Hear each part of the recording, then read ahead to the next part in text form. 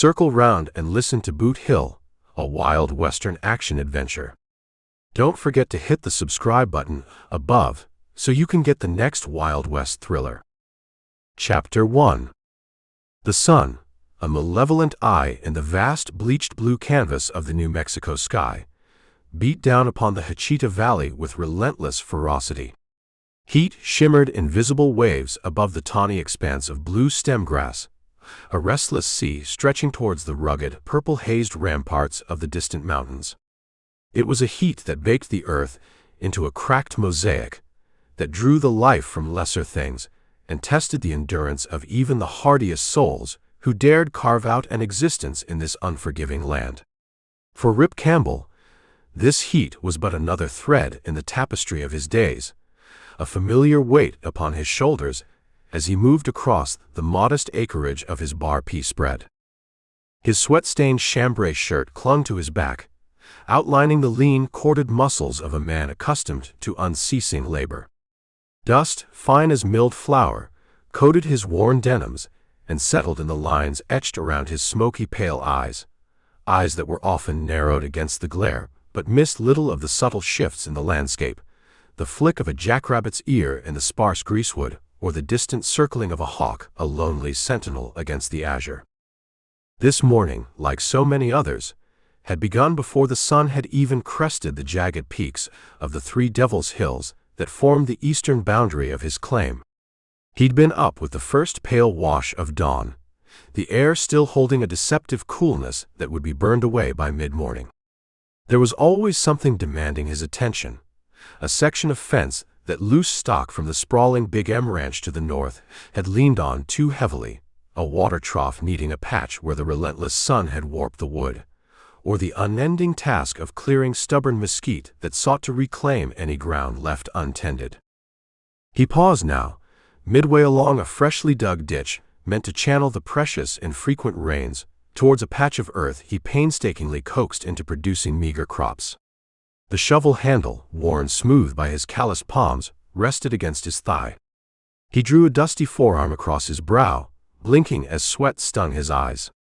Before him, the land rolled away, a study in browns and ochres, punctuated by the stubborn green of the blue stem and the darker hues of scattered pinon and juniper. It wasn't a gentle land, not like the green, rolling hills he sometimes recalled from a childhood that felt a lifetime ago, a memory shrouded in a fog he rarely chose to penetrate. This land was raw, elemental, demanding.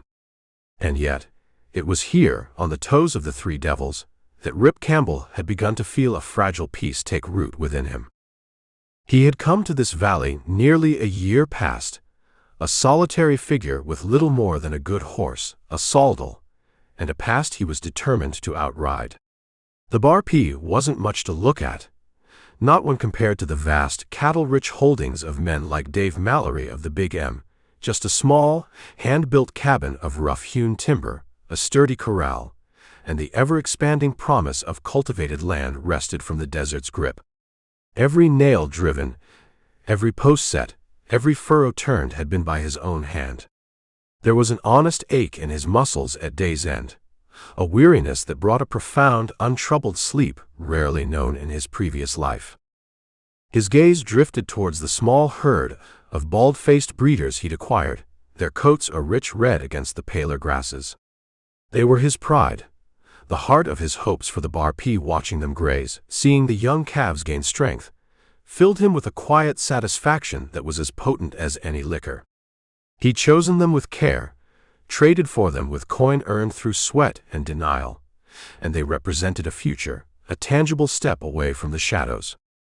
The wind, a dry breath from the Devil's Dust Bowl to the south, rustled the thirsty leaves of the cottonwoods he'd nurtured near the cabin, their shade a small, precious sanctuary. It carried the scent of dust, and something wilder, something that spoke of immense, untamed spaces. Rip breathed it in, the very essence of this place seeping into him. He had learned its rhythms, the subtle signs that heralded a shift in the weather, the tracks of the creatures that shared this valley, the taste of its water, sometimes sweet, sometimes alkaline. He was slowly becoming part of it, or perhaps it was becoming part of him. This valley, Hachita, nestled between the brooding Big Timber Mountains and the starker ranges to the west, held a fierce, untamed beauty. Mornings would break in a blaze of crimson and gold, painting the scarps and canyons with impossible colors. Evenings would settle in hues of lavender and deep indigo, the silence broken only by the chirr of crickets or the distant, mournful call of a coyote. In these moments, alone with the vastness, Rip felt a sense of belonging that had long eluded him. Here, a man was judged by the strength of his back, the honesty of his toil, and the courage with which he faced the land's trials. Or so he hoped. He thought of the small community in Hachita town, a collection of adobe and clapboard buildings baking under the same relentless sun. He kept his distance, mostly. A man with a past like his learned to be wary, to observe from the edges. But he'd seen kindness there too, in brief exchanges at the mercantile, in the shared nod with another solitary rider on the trail. He harbored a quiet yearning to be part of that, to earn a place not through a false name or a hidden history, but through the visible evidence of his hard work and upright character. A faint smile touched his lips, a rare expression that eased the harsh lines carved by hardship and suspicion. The soil here, though stubborn, was fertile if treated with respect and relentless effort. He'd seen the first tender shoots of his corn, the promising green of his small garden plot. These were more than just crops, they were symbols of a life being built, a life he could claim as his own, free from the taint of others' misdeeds. Each plant was a small victory against the desolation, both of the land and of his own spirit. He yearned for this peace to last, for the quiet satisfaction of his labor to be the defining rhythm of his existence.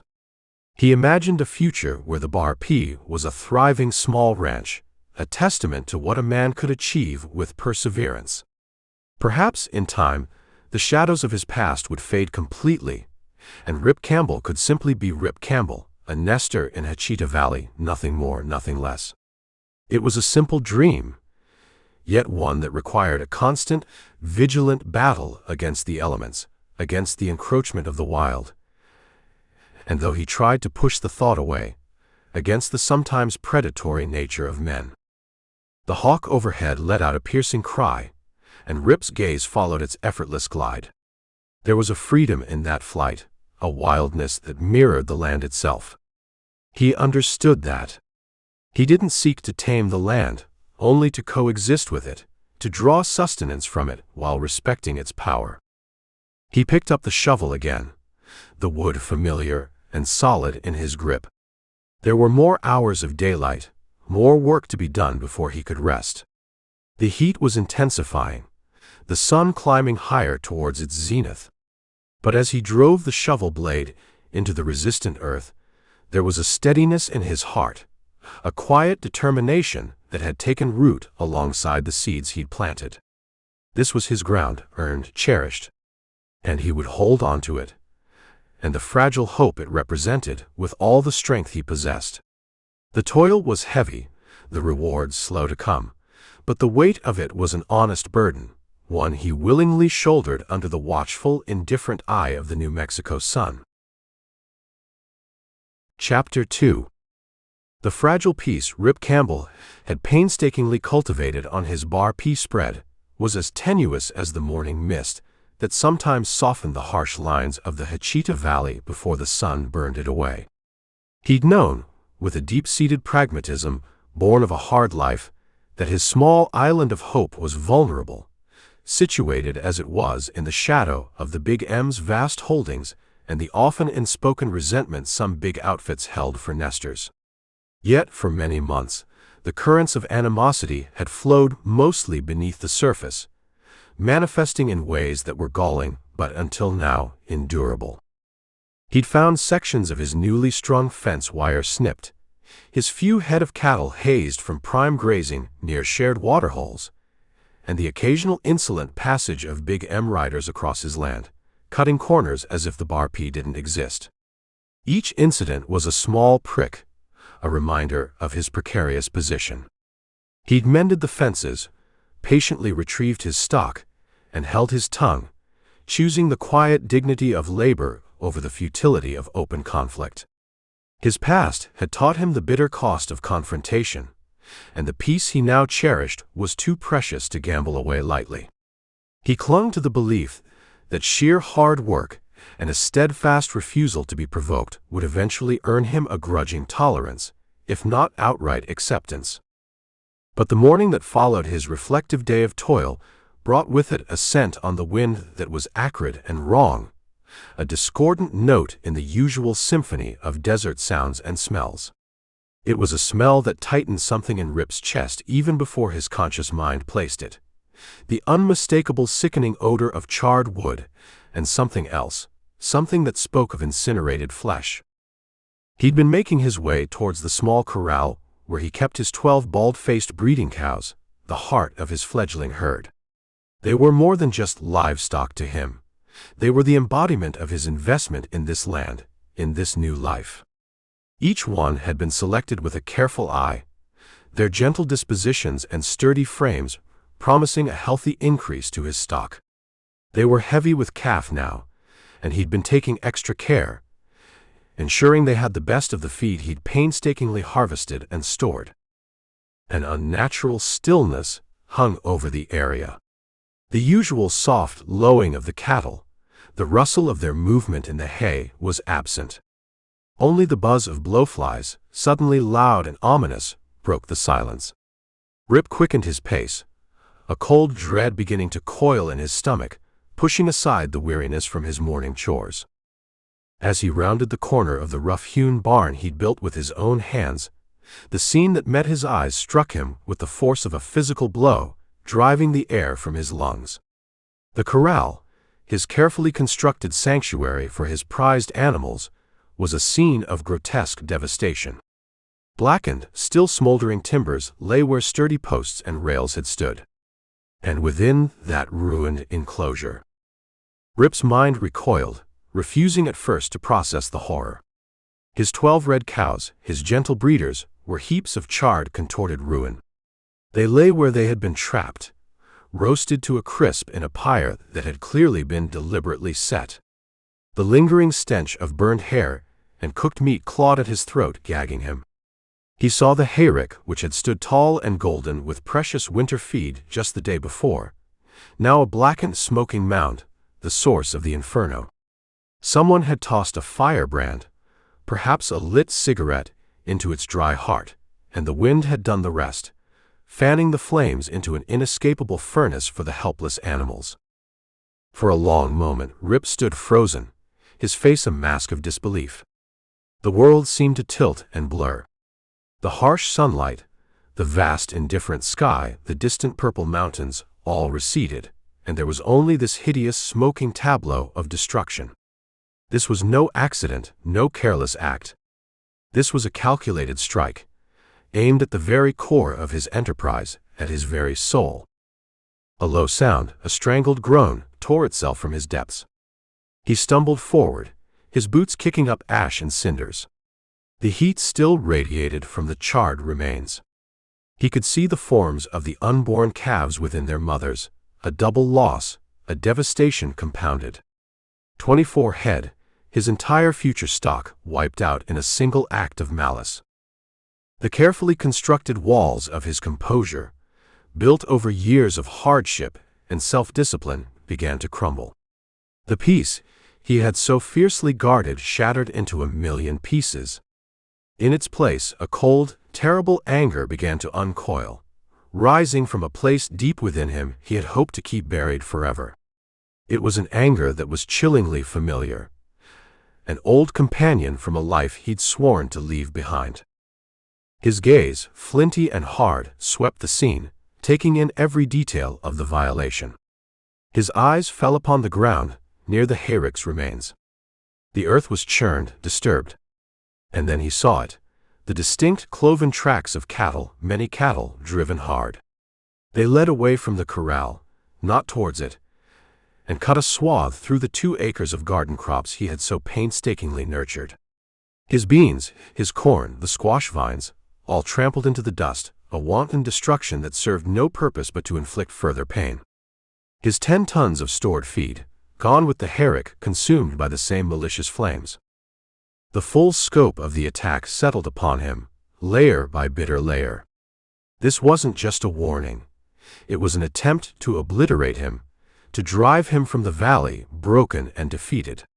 It was the work of men who saw his small success not as a testament to hard work, but as an affront.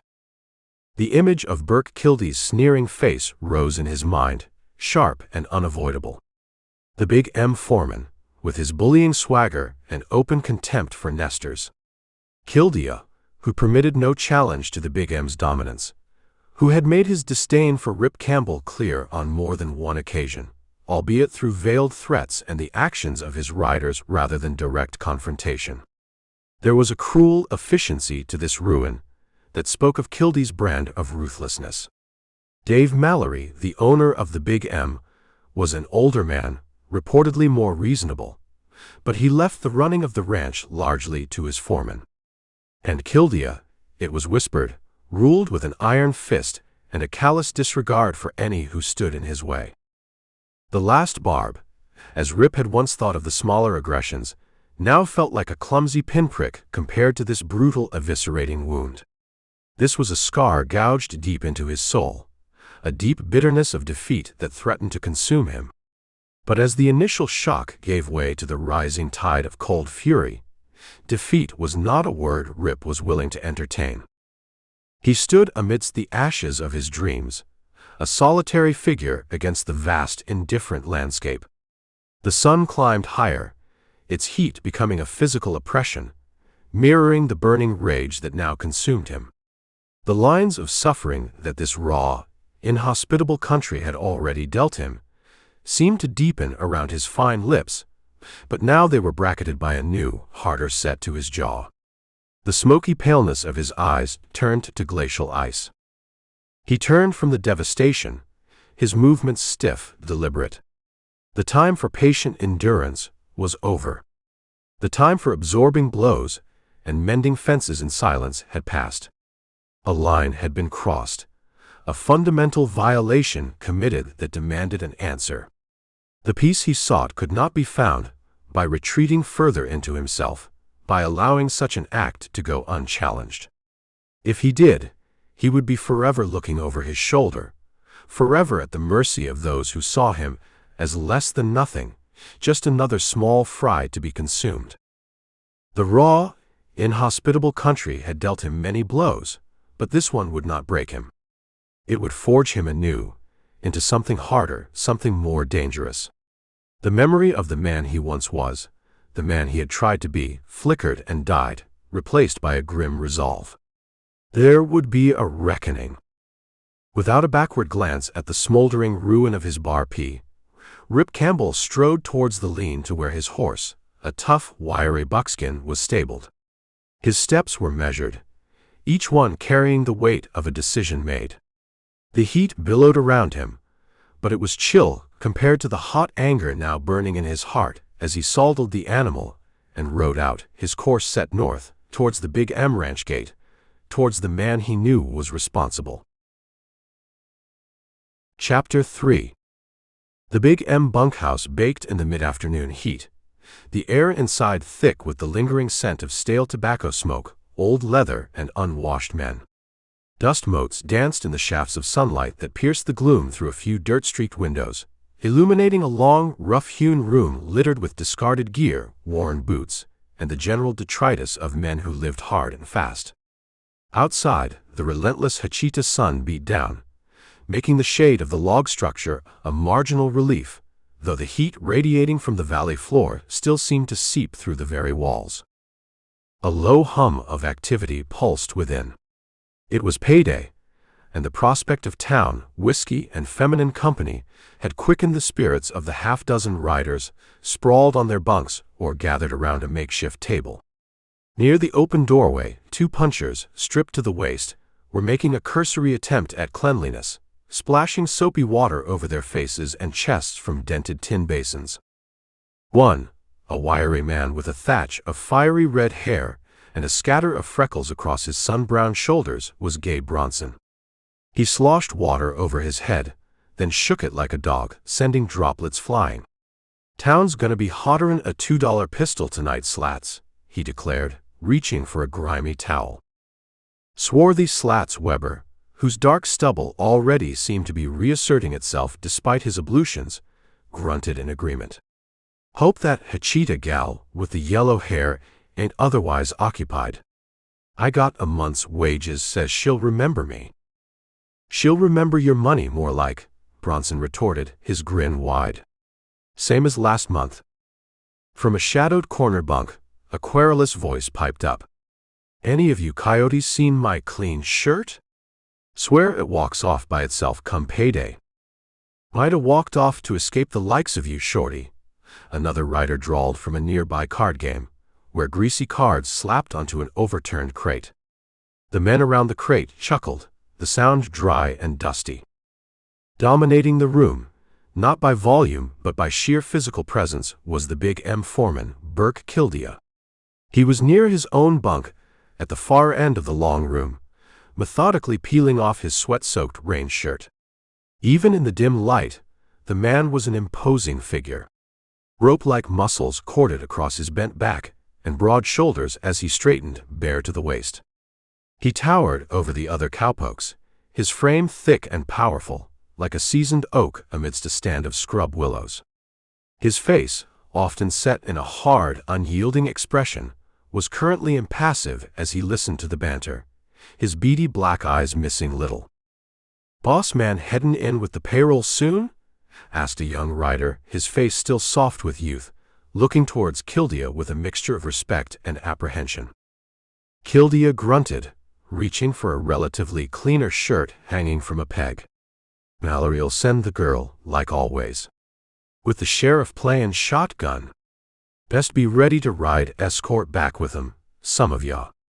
His voice was a low rumble, carrying easily over the other sounds in the bunkhouse. He exuded an air of raw power, an unquestioned authority, a man comfortable with command, however roughly administered. Dave Mallory might own the Big M, but Kildea was its muscle, its enforcer, the one who saw that the owner's wishes, or Kildea's interpretation of them, were carried out across its vast, dusty acres. Bronson, toweling his face dry, glanced out the doorway, his attention caught by a rider approaching the ranch gate at a determined pace. The sun was behind the rider, making him a dark silhouette against the brilliant glare. "Well now, speak of the devil, and he throws a long shadow," Gabe remarked, his voice carrying a sudden note of quick interest. Weber followed his gaze. "Who's that? Can't make him out." "Rides like he's got business that won't wait," Bronson said, squinting. "And a burr under his saldal. Looks like, yep, it's the nester. Campbell." A ripple of interest, sharp and immediate, went through the bunkhouse. The card game paused, voices quieted. All eyes subtly shifted towards the door, then flickered towards Kildea. The foreman, in the act of shrugging into his fresh shirt, froze for a beat, his head cocked. "Campbell?" Slats Weber echoed, a speculative gleam in his eye as he quickly dried himself. Now what in tarnation would bring him to the Big M today, of all days? Unless... Bronson nodded, his red-thatched head bobbing. "Unless he's looking to pick up where things left off. Heard tell Kildea's boys were sightseeing over on his spread this mornin'." He shot a sly look towards the foreman, who was now slowly buttoning his shirt, his expression unreadable. "That's so," drawled one of the card players. "Figured that Nestor had more sense than to poke a stick at a grizzly." "He's got plenty of nerve, I'll give him that," Weber said, a certain anticipation coloring his tone. "Riding in here bold as brass. You can bet this month's wages he's looking for Kildea. After what happened today, this ought to be worth seeing." The young rider, who had asked about the payroll, looked nervous. "Think there'll be trouble, Burke?" he asked, his voice barely above a whisper. Kildea finally turned, his barrel chest seeming to swell as he took a slow breath. His beady black eyes, which could be flat and cold or blaze with sudden heat, now held a flickering spark. A slow, ugly grin began to build on his flat mouth. "Trouble, son," he rumbled, the sound almost a purr. "Trouble's what nesters breed when they get too big for their britches. If Campbell's looking for trouble, he's come to the right market." "He's packing hardware, too," Bronson added, his voice eager. "Saw the glint of it. First time I've seen him wearing a gun since he drifted into Hachita. Looks like he's on the warpath, Burke, and aiming to make it fierce." Kildea's not unhandsome face beamed, the grin widening to show strong, slightly yellow teeth. He tilted back his leonine head and let out a short, harsh laugh that bounced off the bunkhouse walls. "Is that a fact?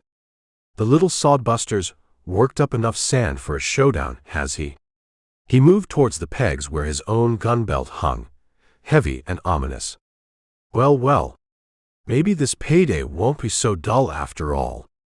The men watched him, a predatory stillness settling over them. The earlier levity had vanished, replaced by a palpable tension, the air thick with the unspoken promise of violence. They knew their foreman. Kildea didn't shy away from a fight. If anything, he seemed to relish the prospect, especially when it involved someone he considered beneath him, someone encroaching on what he viewed as Big M territory. And Rip Campbell, the quiet, hard-working nester who had dared to try and make a go of it on land Kildea considered practically theirs, had been a simmering point of irritation for months. "If there's anything I ever did want to see," Gabe Bronson said, his voice low and fervent, his eyes alight with anticipation, "it's Rip Campbell and Burke Kildea in an all-out, no-holds-barred brawl. Come on, boys, find a good spot." The punchers began to shift, some moving closer to the door, others finding vantage points near the windows, their earlier preparations for a night of revelry forgotten in the face of a more immediate, more visceral form of entertainment. The bunkhouse, moments before a place of casual camaraderie, now felt like an arena waiting for the gladiators to enter.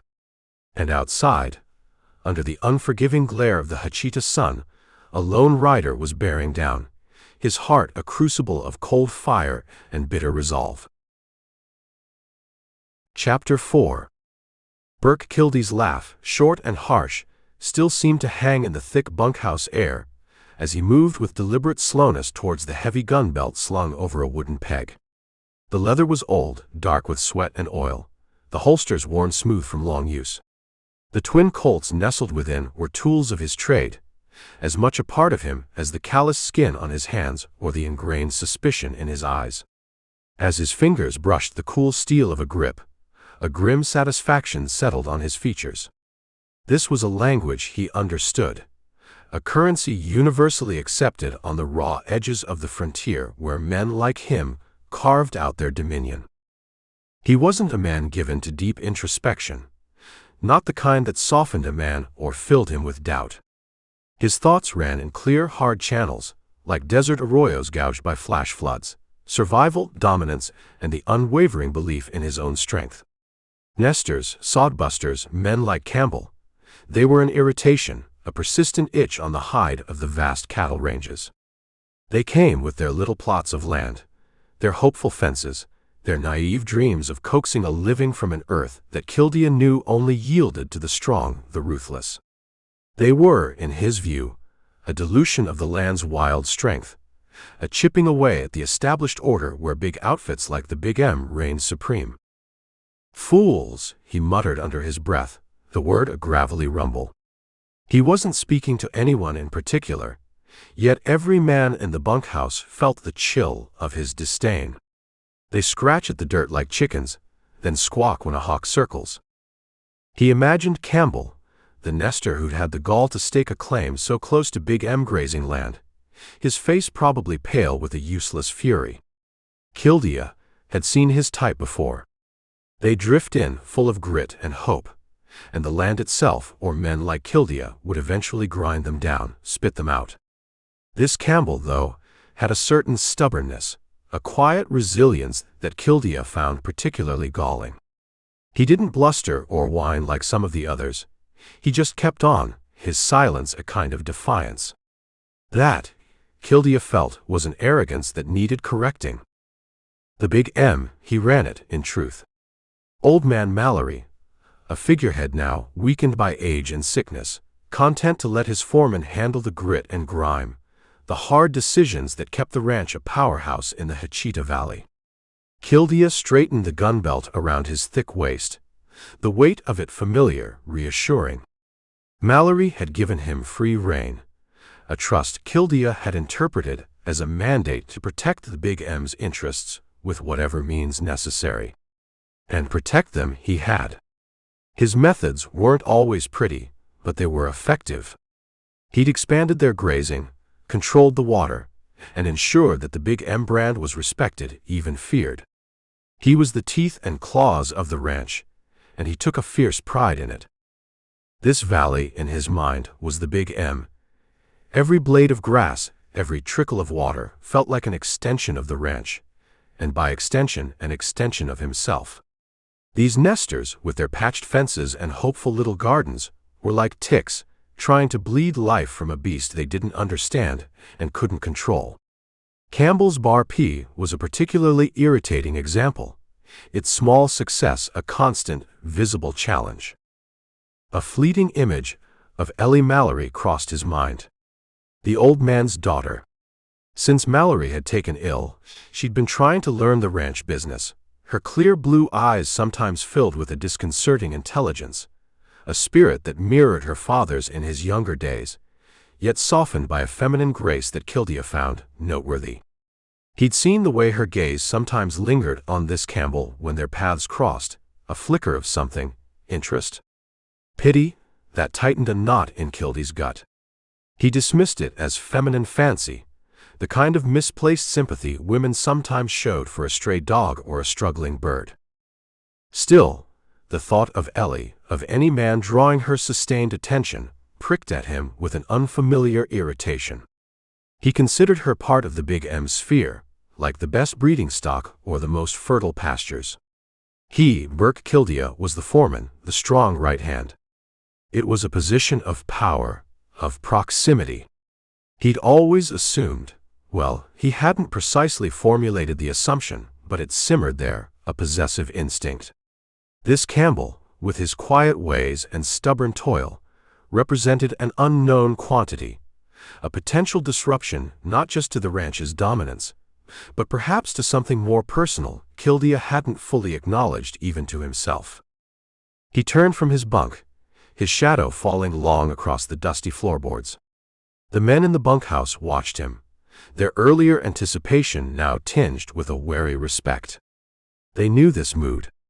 Kildea, gearing up for a confrontation, was a sight that promised raw, unbridled action. "Gabe?" Kildea's voice cut through the charged silence. "You and Slats. Keep an eye on the main house. Wouldn't want Miss Ellie walkin' into something that ain't her concern." Bronson nodded quickly. "Sure thing, boss." He and Weber exchanged a look. This was more than just a casual brawl shaping up. Kildea was already managing the potential fallout. Kildea paced a few steps, his thumbs hooked into his gun belt. His beady eyes scanned the room, missing nothing, the nervous sweat on the young rider's brow, the avid gleam in the eyes of the older hands, the way they all deferred to his presence. This was his domain, these men his instruments. "A man's got a right to what's his," Kildea said, his voice a low growl. "This land, this valley, it ain't for the weak. It ain't for those who can't hold it." He wasn't just talking about Campbell now. It was a statement of his own harsh creed, the philosophy that had guided him through a life where only the strong survived and prospered.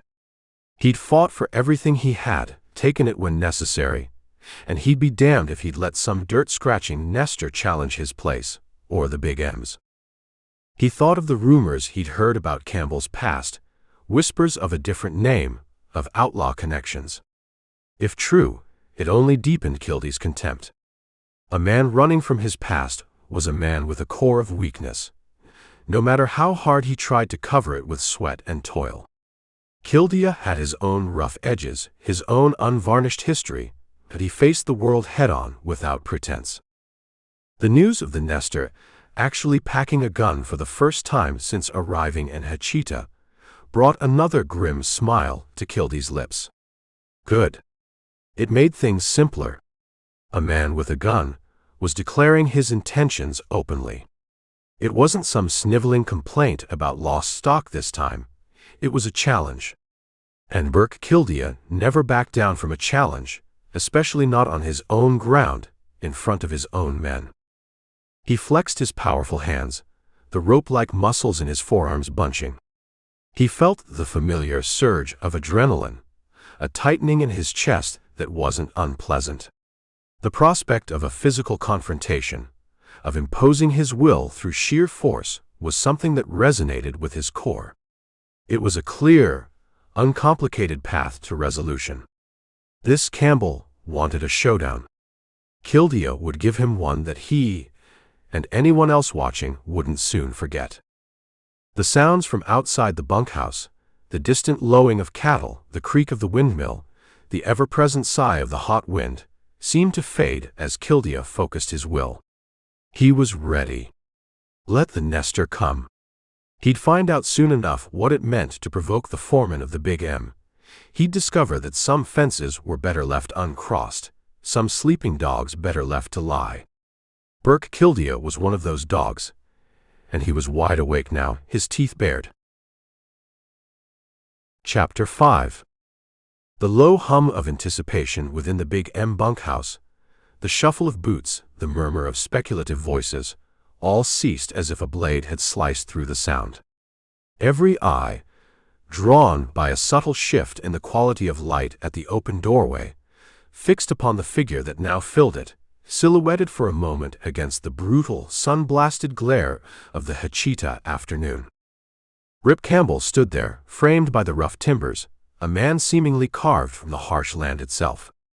He was tall and raw-boned, the angular build of one who had spent more years in the sawdle than under a roof. Though young, perhaps in his late 20s, the full vigor of manhood was evident in the way he held himself, a certain springy tension in his stance despite the weariness that clung to him like trail dust. His pale, smoky eyes, usually narrowed against sun and suspicion, were now wide and luminous with a cold, contained fire. They swept the room in a single, comprehensive glance, missing nothing, acknowledging every man present before settling with unwavering intensity upon the burly figure of Burke Kildea. Rip's lips, finely drawn, were set in a hard white line at the sides, betraying the immense pressure he held in check. His blocky chin jutted with a purpose that brooked no argument. The patched shirt he wore, stained with sweat and the grime of his desperate mourning, seemed to accentuate the lean hardness of him. His right hand, toil-hardened and visibly steady, hovered near the tied-down gun at his thigh, a silent testament to his readiness for whatever might unfold. He took a step into the room, then another, his worn boots making little sound on the littered floorboards. The air crackled, thick with unspoken questions and the almost palpable scent of impending conflict. The punchers, who had been so eager for a spectacle, now seemed to shrink back slightly, their earlier bravado tempered by the sheer, unadulterated fury radiating from the lone nester. This was not the nervous anger of a man easily cowed. This was something deeper, more dangerous. Kildea, who had been enjoying the suspense, his thumbs hooked in his gun belt, watched Rip's approach with a sneer playing about his lips. The foreman exuded a brutal confidence. His bulk, and the visible weight of his own sidearm, a clear statement of dominance within his own den. He made no move, no gesture of acknowledgement, merely let Campbell cross the space between them. Rip halted a few paces from the foreman, the silence stretching taut. Except for the heavy, almost synchronized breathing of the Big M crew, a pin dropped might have echoed. There was a stark courage in Campbell's coming here, to this place, to face this man, and every soul in the bunkhouse knew it. When Rip finally spoke, his voice was unexpectedly soft, yet it carried to every corner of the room, each word as distinct and chilling as a drop of ice water on a heated stone. "Kildea," he began, his cold eyes locked with the foreman's. You know why I'm here. Kildea shifted his weight, a slow, antagonizing movement. Can't say that I do, Nestor. Unless you're looking to hire on. Always room for another hand, if he ain't afraid of hard work. Though from the looks of your spread, maybe hard work ain't your strong suit. A few of the punchers, emboldened by their foreman's dismissive tone, chuckled nervously. Rip's expression didn't change. The fire in his eyes seemed to burn colder. My 12 head of bald-faced breeders are dead, Kildea. The words fell into the silence, each one a heavy stone. Trapped in my corral and roasted to a crisp when you or your men tossed a lit cigarette into the hayrick while I was in town this morning. Every one of those animals was heavy with calf. That makes 24 head I lost today. He paused, letting the weight of his statement settle. The faces of some of the punchers lost their smirks, replaced by a flicker of something else, unease, perhaps even a grudging sympathy quickly masked. That's not all, Rip continued, his voice still low but edged with steel. 10 tons of good feed gone. 2 acres of garden crops, corn, beans, everything I was counting on, completely ruined when you drove your big M steers across my land. Trampled it into dust, just for the hell of it. He took another, almost imperceptible step closer. You owe me, Kildea. You owe me exactly $1,148 for what you destroyed. And I'm here to collect. Kildea's bronze flat cheeks seemed to whiten slightly beneath their tan, but his sneer remained fixed. He finally pushed himself away from the bunk post he'd been leaning against, unfolding to his full, imposing height. Now that, he retorted, his voice dripping with scorn, is a bold claim. $1,148. He laughed, a harsh barking sound.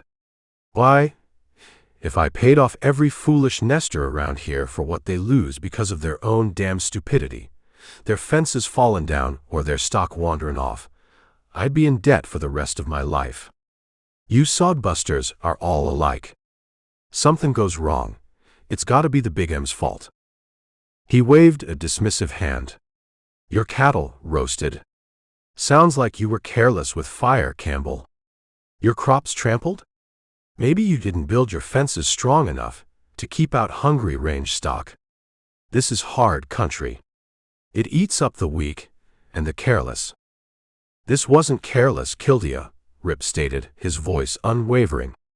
This was deliberate. Oh, it was it? Kildea mocked, his eyes glittering with malice. And I suppose you got proof of that? Proof that I or any of my men had anything to do with your little misfortune? He spread his hands wide, appealing to the room. Where's your proof, Nestor? The tension in the bunkhouse ratcheted another notch tighter. The punchers watched, silent and intent, their eyes flicking between the grimly determined Nestor and their formidable foreman. The smell of stale tobacco and old leather seemed to mingle with the sharper, more metallic scent of pure, unadulterated animosity. The confrontation had been joined, the lines drawn starkly in the dusty dim light of the Big M bunkhouse. Chapter 6.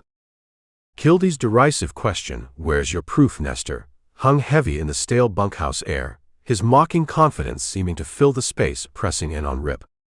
The foreman's supporters among the Big M crew shifted, a few even daring a smirk, clearly believing the Nestor had overplayed his hand. Rip Campbell's pale smoky eyes, however, held no hint of doubt, no flicker of retreat. They remained locked on Kildea, burning with that same cold, unwavering fire. Slowly, deliberately, his right hand moved, not towards the gun at his hip as some might have tensed for, but to the patched pocket of his worn chambray shirt. Right here, Kildea, Rip said, his voice still quiet but carrying a distinct chill that cut through the foreman's bluster. From the pocket he withdrew a small, damning object, the stub of a machine-made cigarette, its paper slightly singed. With a flick of his wrist, he tossed it onto the dusty floorboards at Kildea's feet. It landed with a barely audible sound, yet it seemed to resonate in the sudden, profound silence that gripped the room. "You're the only man in this valley, Kildea," Rip stated, each word precise, "who smokes those tailor-made cigarettes. Fancy store-bought smokes. The rest of us make do with roll-your-owns or nothing."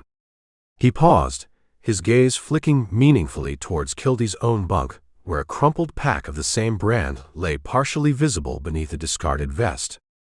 "There's a pack of 'em lying on your bunk right now. I found that stub this morning, Kildea. Found it on my land, right where it was flipped into my hayrick before it went up in flames."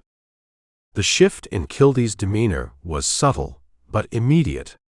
The outright mockery in his eyes receded, replaced by a glitter that was less amusement and more the hard, wary sheen of a cornered badger.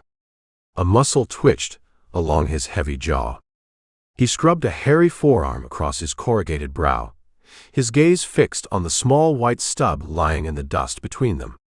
For a moment, the bunkhouse held its breath. The nester's proof, simple yet damningly specific, had clearly struck home. Kildea's barrel chest swelled with an intake of breath.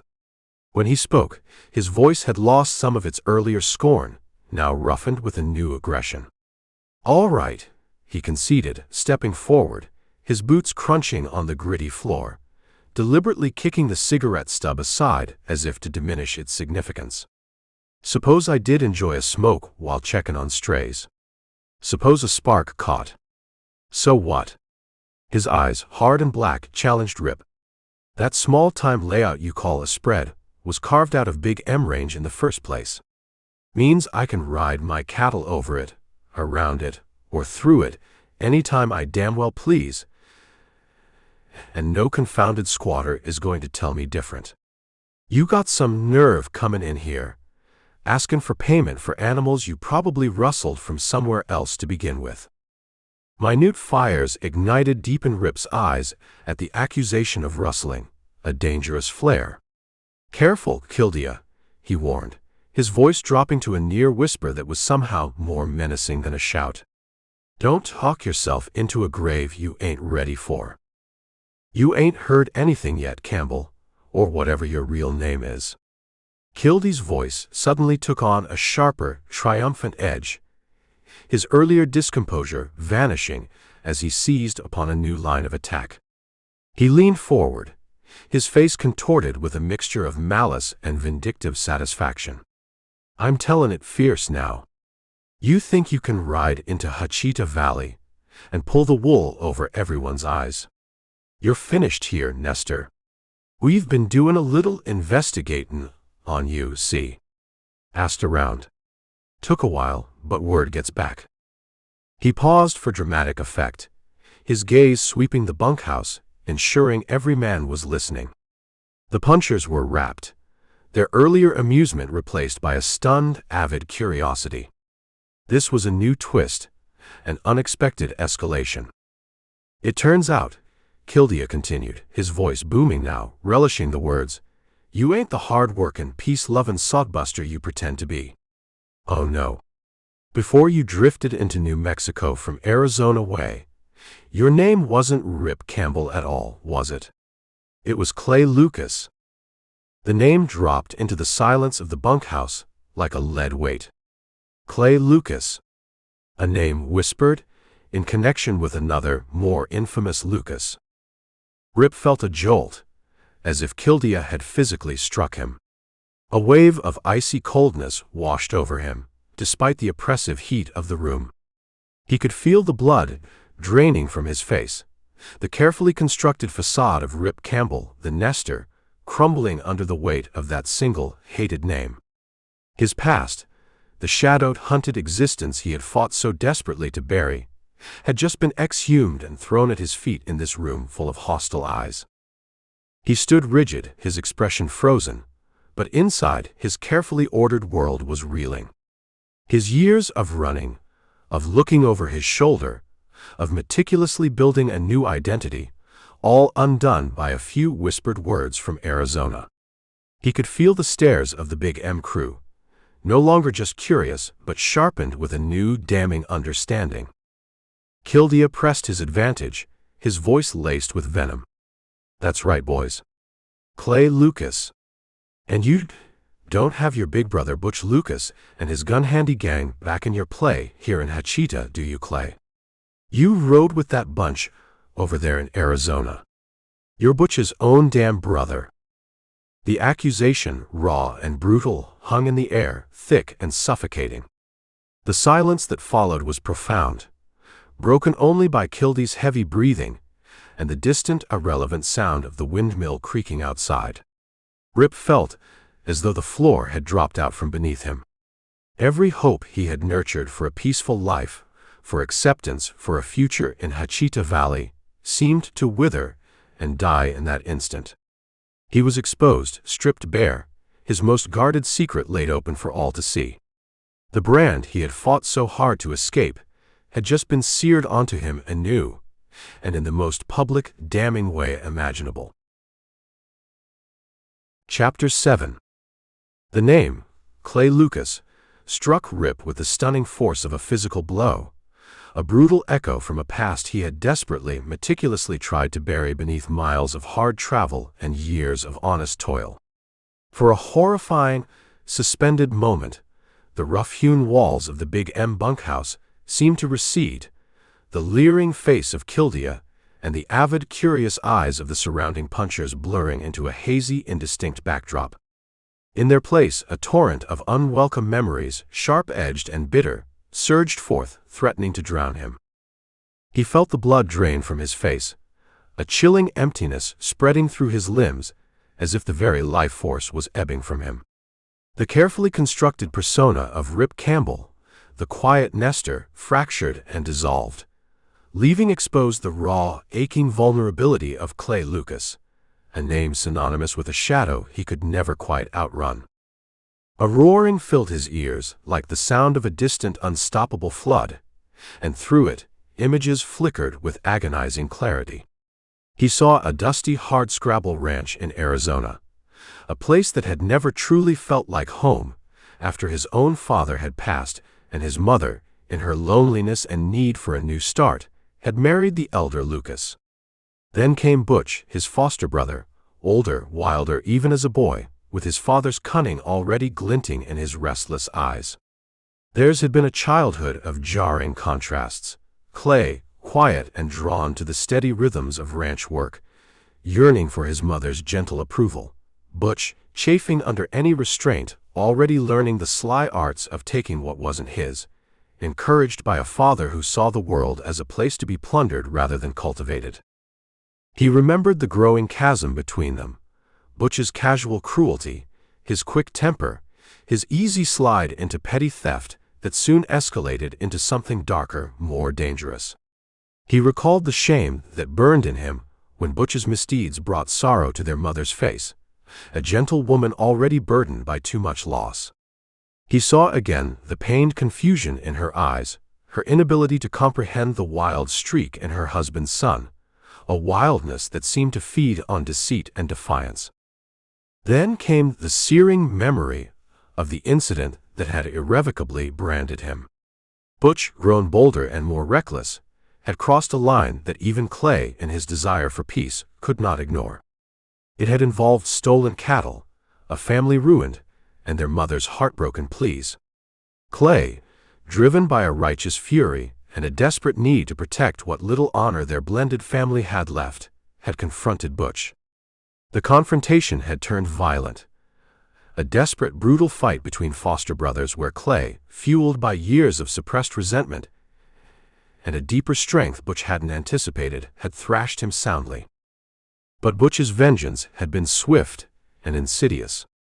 Instead of meeting him face to face again, Butch had used his cunning, weaving a web of lies, and planted evidence so skillfully that it was Clay who found himself staring through the bars of a Tucson jail, accused, condemned. The betrayal had been a cold knife in his heart, a wound that had never truly healed.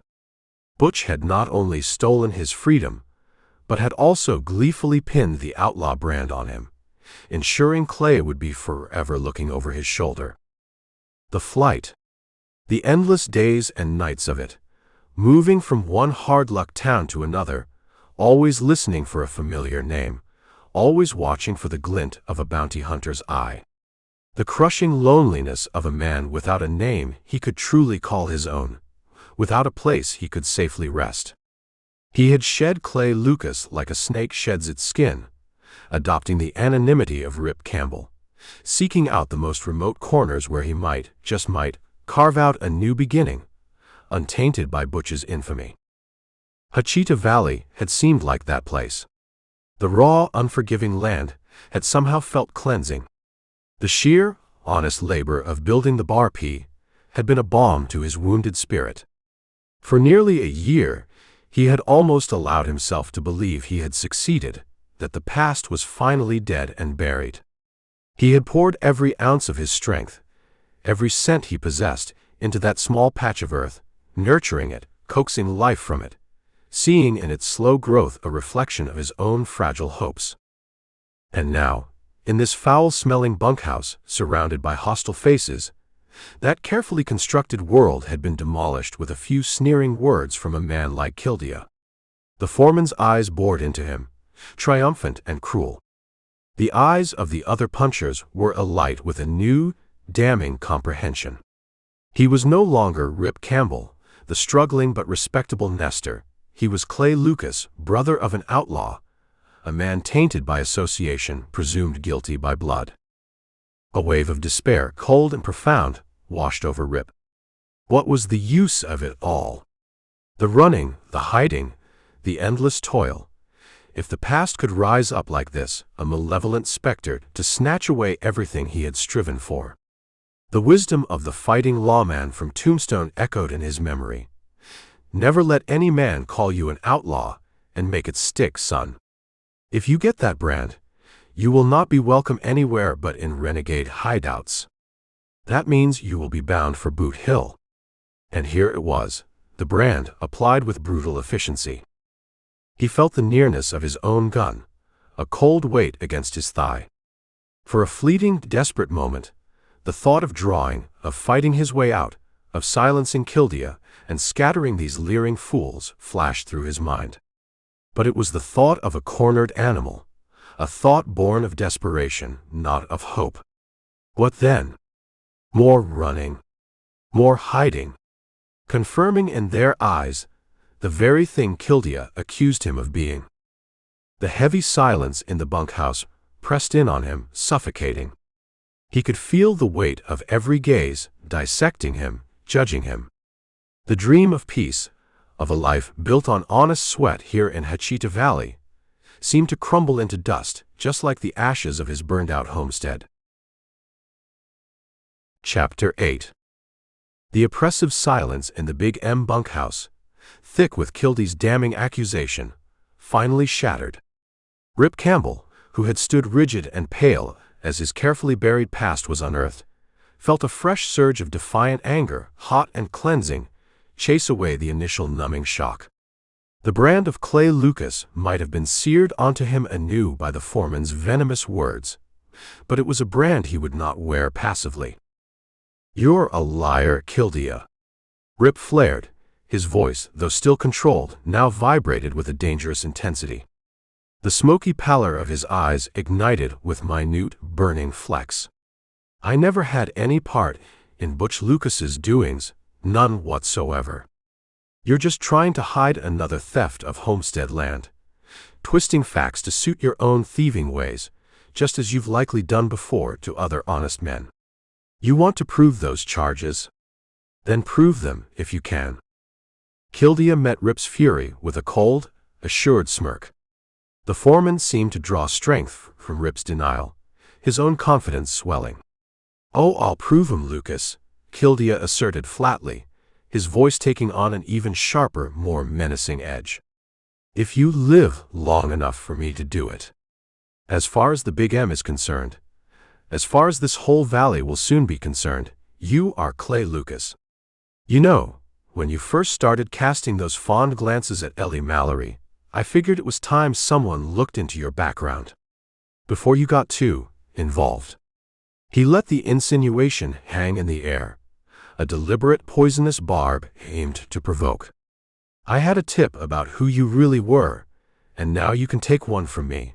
Go back to the outlaw trail where you belong. Driving cattle and raising crops among decent folk. That's not your business, Lucas. Bandit. Renegade. The names, unspoken but heavily implied by Kildea's sneering tone, stung Rip like the searing touch of a hot branding iron. He remembered the grim counsel of that old battle-scarred lawman down in Tombstone. Never let any man call you an outlaw and make it stick, son. Take the hide of any skunk who tries to mark you with the outlaw stigma. The wisdom of those words resonated now with brutal clarity. Here, in Hachita Valley, where he had dared to dream of peace and acceptance, the outlaw stigma would make him an outcast, a pariah. The fight, he realized with a chilling certainty, couldn't be won with words, not against a man like Kildea, who twisted truth to serve his own ends. The nearness of his hand to the tied-down gun at his thigh was a primal instinct, but even as his fingers twitched, he knew Kildea wanted him to draw, wanted an excuse to gun him down, and call it self-defense.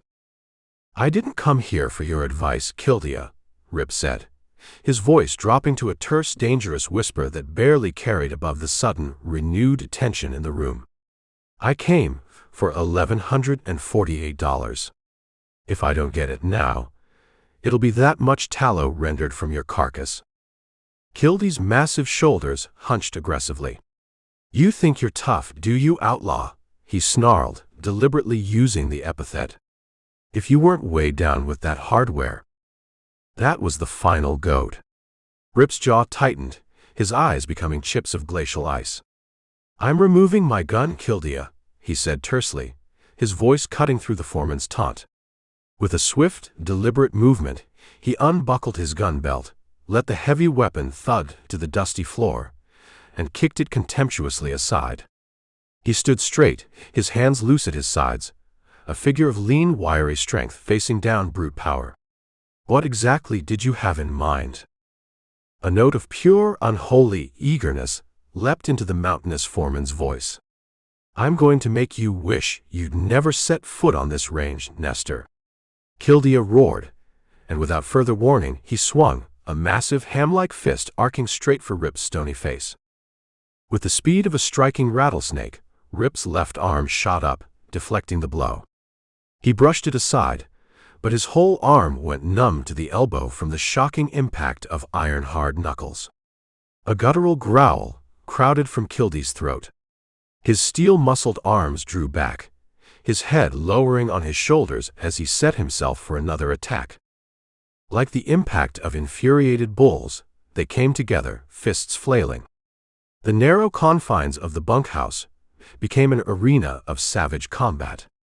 Rip, lighter and quicker, danced away from Kildea's bear-like rushes, his own knuckles finding targets on the foreman's sweating, reddened face. Kildea, a renowned rough-and-tumble fighter, absorbed the blows, his massive torso a target that was hard to miss but equally hard to damage significantly. He pressed forward relentlessly, trying to corner Rip, to bring his superior weight and crushing strength to bear. The big M-punchers, all thoughts of their payday revelries forgotten, surged around them, their voices a cacophony of shouts and crude encouragement. "Bulldog the outlaw, Burke. Let us hear him hoot." Slatzweber yelled, his swarthy face alight with savage excitement. "Pound him down, a rat-hole, boss." Gabe Bronson chimed in, his red hair plastered to his sweaty forehead. Rip felt a kind of grim joy, as his arms tingled under the jolting shock of his punches landing true. He fought with a cold, desperate fury, knowing this was more than just a brawl. It was a fight for his name, for his future, for the very right to exist in Hachita Valley. He pumped solid blows into Kildea's bobbing face, and for a moment, the big foreman staggered. With a terrific effort, Rip swung at Kildea's face and missed as the foreman ducked. The impetus of his lunge carried him off balance, stumbling backward through the open doorway and into the sun-blasted yard, where he fell heavily. Immediately, Kildea was after him, a predatory roar tearing from his throat, prepared to throw his immense weight down upon Rip to finish the fight in the brutal style he preferred. The punchers swarmed out behind him, their frenzied shouting and taunting insults smashing at Rip as he surged up from the dust, just in time to meet Kildea's savage onslaught. They met again, with an impact that would have shattered the bones of weaker men. Lights exploded in front of Rip's eyes, as a whistling right from Kildea connected with his head. He felt his knees wobble, but instinct and sheer will kept him upright. He covered up, weathering a shower of blows, then ducked suddenly and came up bobbing at Kildea's side. Drawing on his utmost power, Rip threw himself forward, slugging, feinting, sidestepping, turning Kildea's own aggression against him. Then, as Kildea, frustrated and roaring, lashed out with a booted foot, it caught Rip with sickening force in the groin. All the air, all the fight, seemed to rush out of Rip in a single agonizing gasp. Color drained from his face as he doubled over, his lips writhing in silent anguish. Gleefully, Kildea bore down upon him, a killer light blazing in his battered eyes, poising himself to deliver another vicious kick. It was in that charged, brutal moment, with Rip helpless and Kildea about to strike, that a new sound cut through the savage tableau, the frantic drumming of hooves, the rattle of a fast-approaching buckboard, and a clear feminine voice sharp with alarm and command. "Stop it, Burke. Stop." Heads jerked towards the ranch gate. A buckboard, drawn by a lathered team, slid to a dusty halt. Ellie Mallory, her auburn hair flying, her face tight with repugnance, was already leaping down, her riding breeches allowing her full freedom of movement.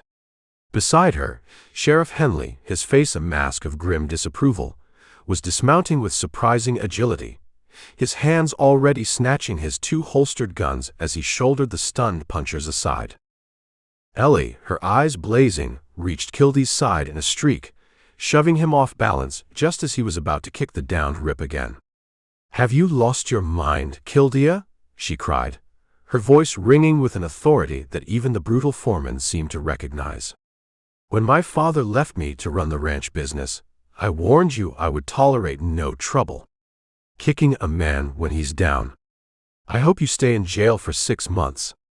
Her gaze, filled with disgust, swept over Kildea's bruised and bloodied face before turning with a different, more complex emotion towards the stricken figure of Rip Campbell. Chapter 9. The rhythmic clatter of the buckboard wheels over the sun-baked ruts leading to the Big M homestead was usually a sound Ellie Mallory associated with the mundane duties of ranch life. Fetching supplies from Hachita, or, as on this sweltering payday, transporting the men's wages from the bank, with Sheriff Henley riding solemn shotgun beside her. Today, however, a prickle of unease had ridden with her, a vague premonition that the simmering heat of the valley might mirror a more human volatility. Her father's lingering fever had cast a pall over the ranch for weeks, and the weight of responsibility settled heavily on her young shoulders, a burden she was determined to bear with the same fortitude he had always displayed. She'd been discussing the dwindling forage in the south pasture with Henley, his laconic comments a counterpoint to her own anxieties about the coming winter, when the first faint sounds reached them. A discordant uproar, unmistakably human, unmistakably violent, cutting through the afternoon stillness. An ugly knot tightened in Ellie's stomach. Trouble. It had a way of finding the Big M, especially when Burke Kildea was involved. "Sounds like your boys are celebrating payday a mite early, and a mite rough," Henley observed, his keen eyes already narrowed towards the ranch buildings, his hand instinctively drifting closer to the Colt peacemaker at his hip. Ellie didn't reply, her lips thinning as she urged the team to a faster pace. The sounds grew louder, uglier, guttural roars, the thud of heavy blows, the frenzied yelling of onlookers. As they cleared the rise overlooking the main yard and bunkhouse, the scene that exploded into view sent a wave of hot anger and dismay through her. It wasn't a celebration. It was a brutal, degrading spectacle. 2 men locked in savage combat in the dust in front of the bunkhouse, a ring of Big M riders howling them on like hounds at a kill. Her breath caught. One of the combatants was undeniably Kildea, his massive frame instantly recognizable. The other, leaner, wirier, was that Nestor Campbell, the quiet man from the small bar-piece spread, who had, on a few occasions, met her gaze with an intensity that was both disconcerting and strangely compelling. Now his face was a stony mask, absorbing Kildea's brutal assault. "Whip up these horses, Miss Mallory," Henley said, his voice suddenly grim. "This has gone way past friendly." Ellie needed no urging. Her own disgust was a bitter taste in her mouth.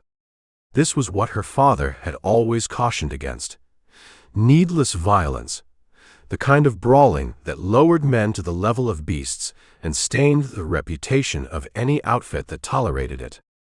And Kildea, for all his strengths as a foreman, had a brutish streak that too often led to this.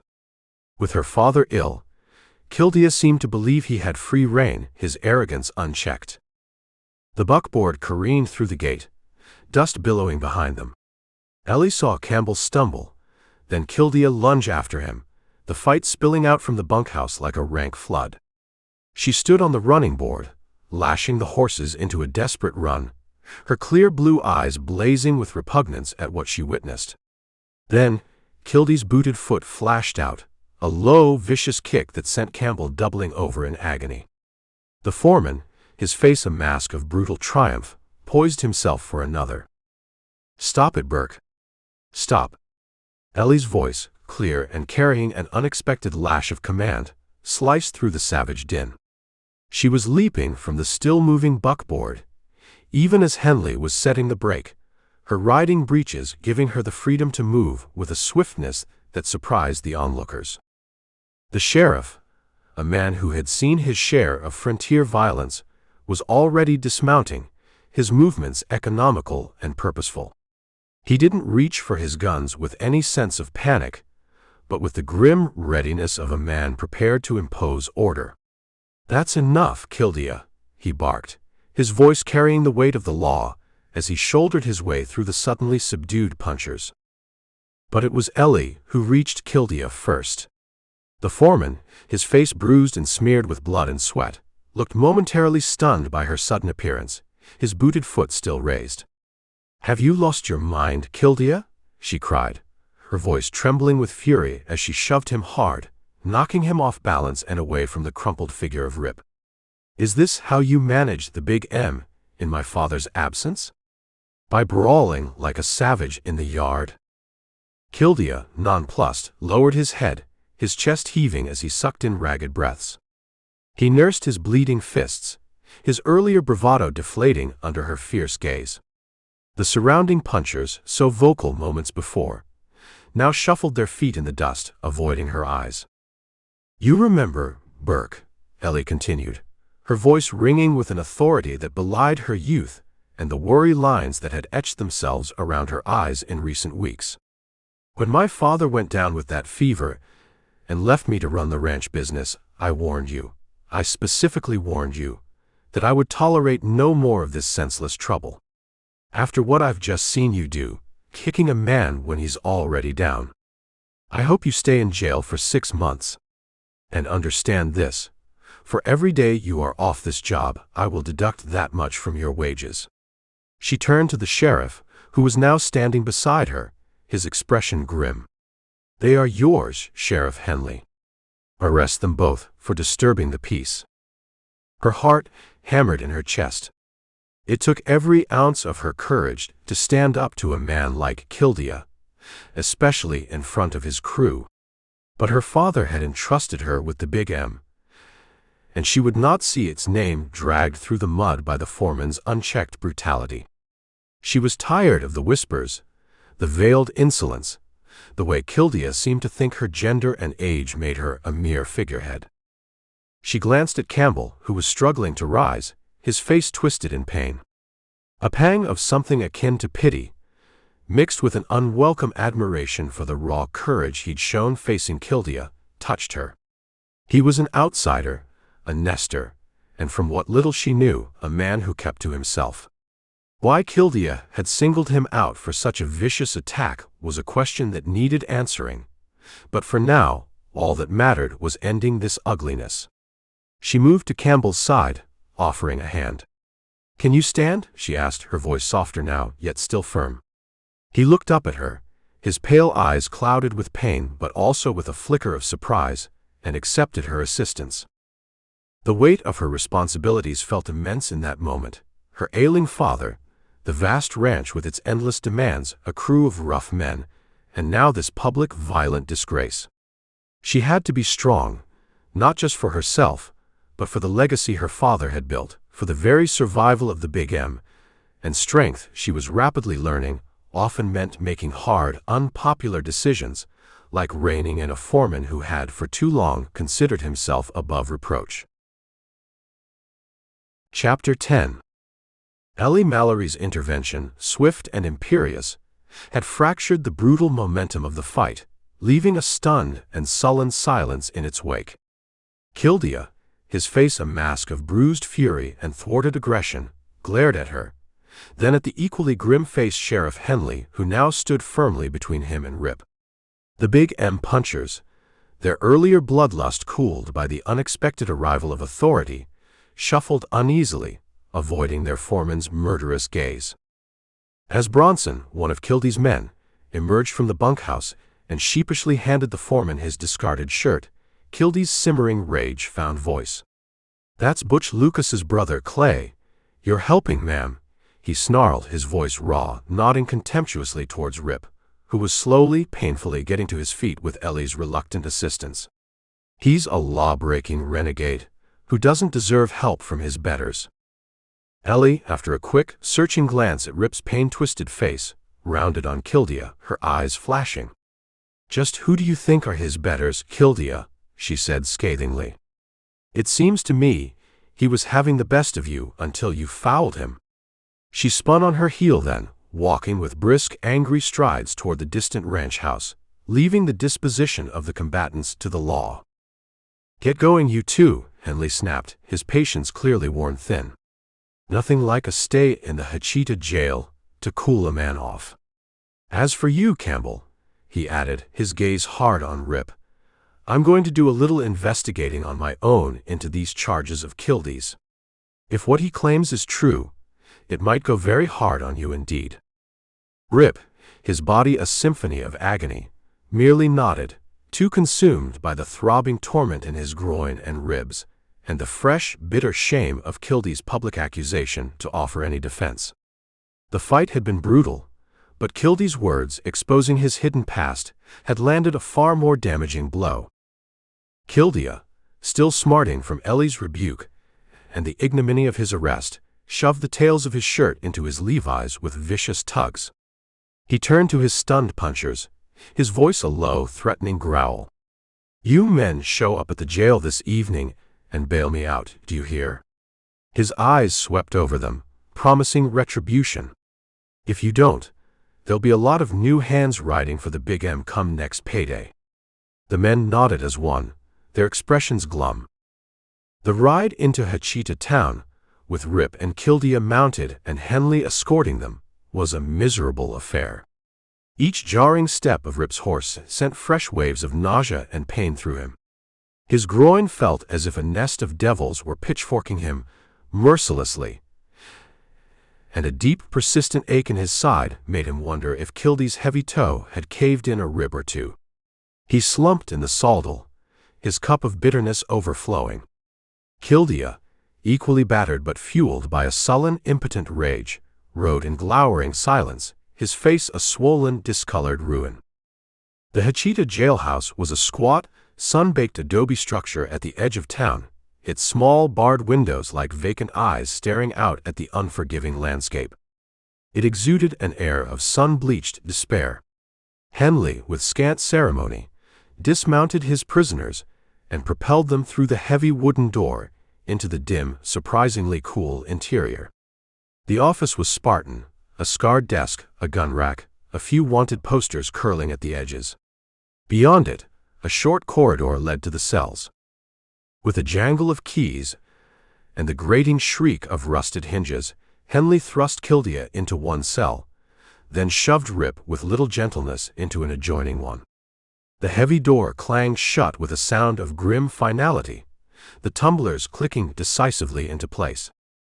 Rip leaned heavily against the cold, damp stone wall, his breath coming in ragged gasps. The cell was small, barely large enough for a narrow, hard bunk built against one wall and a slop bucket in the corner.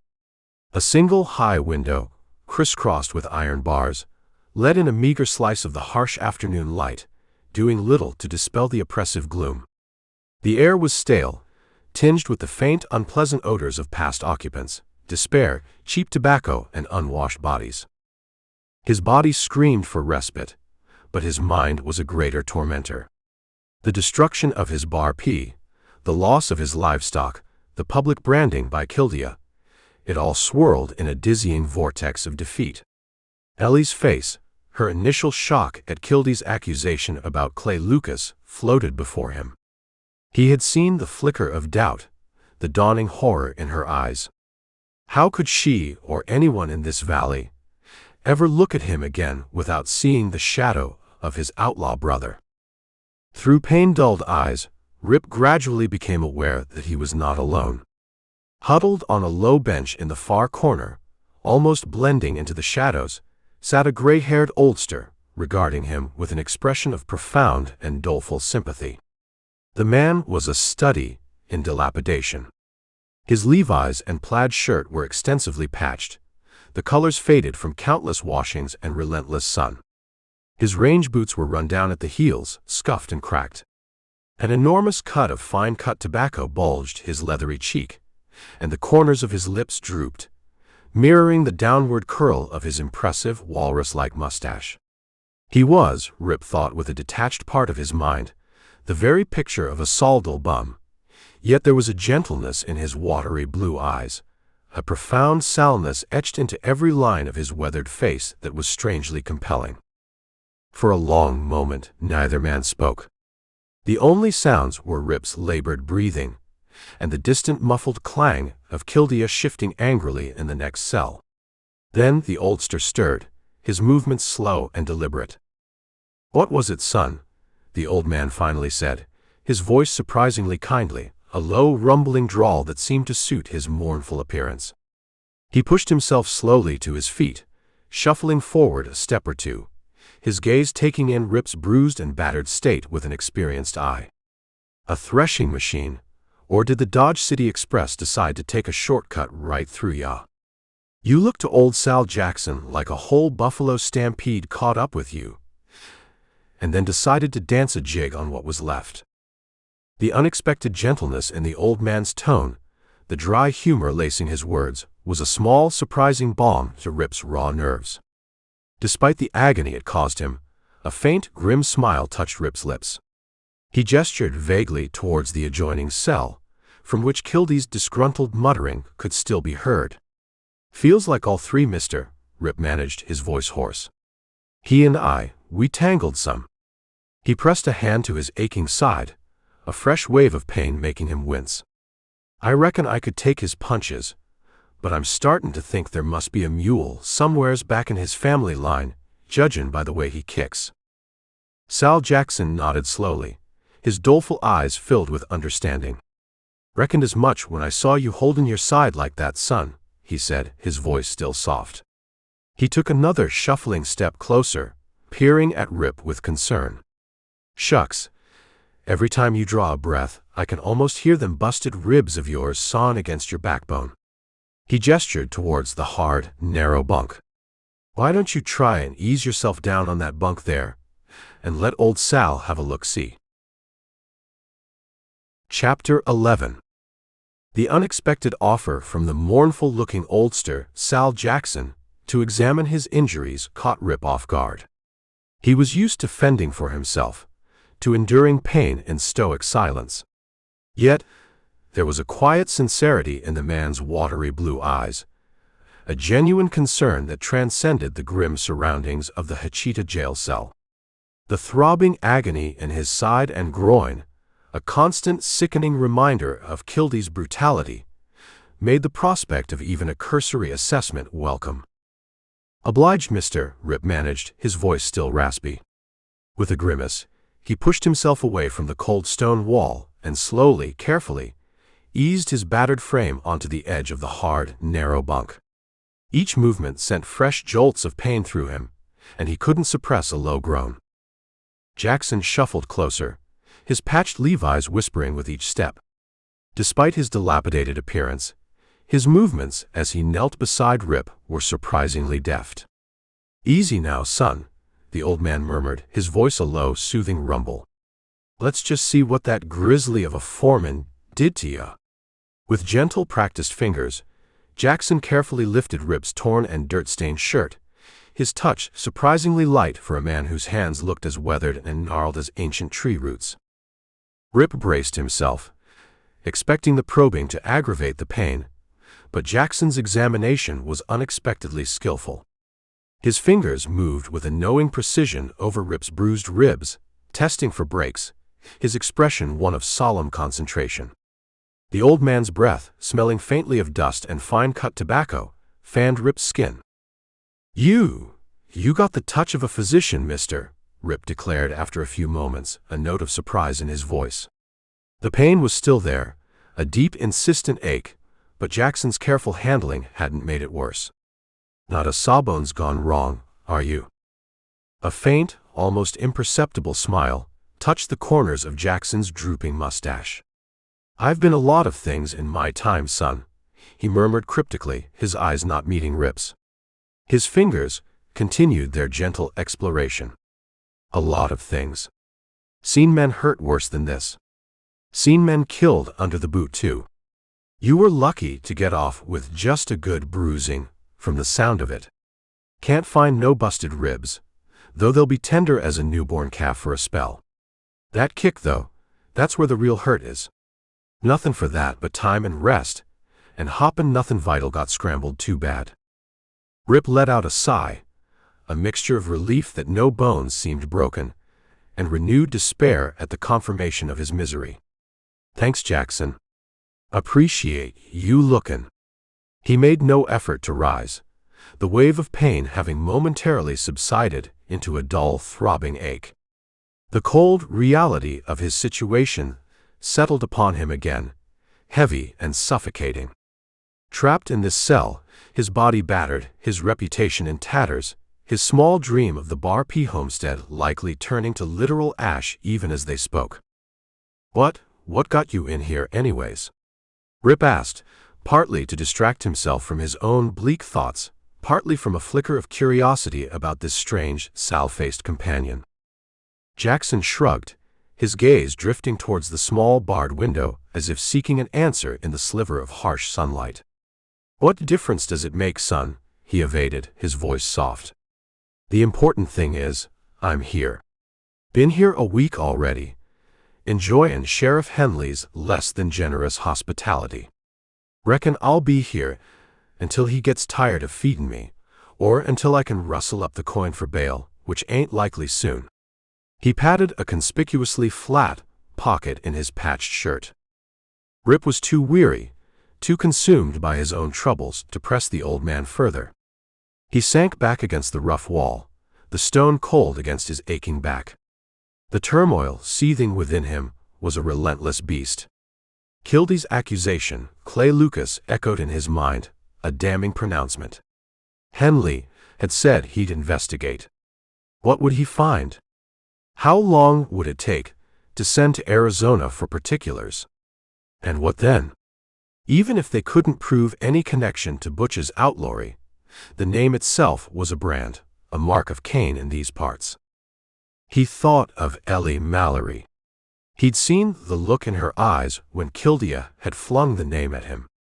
Shock, yes, but something else too. A dawning horror, a recoiling. Any small flicker of understanding or sympathy she might have felt for him after witnessing Kildea's brutality would surely be extinguished by the revelation of his shadowed past. He was, in her eyes and the eyes of this valley, no longer Rip Campbell, the hard-working nester, but Clay Lucas, brother to a notorious renegade. The thought was a fresh twist of the knife.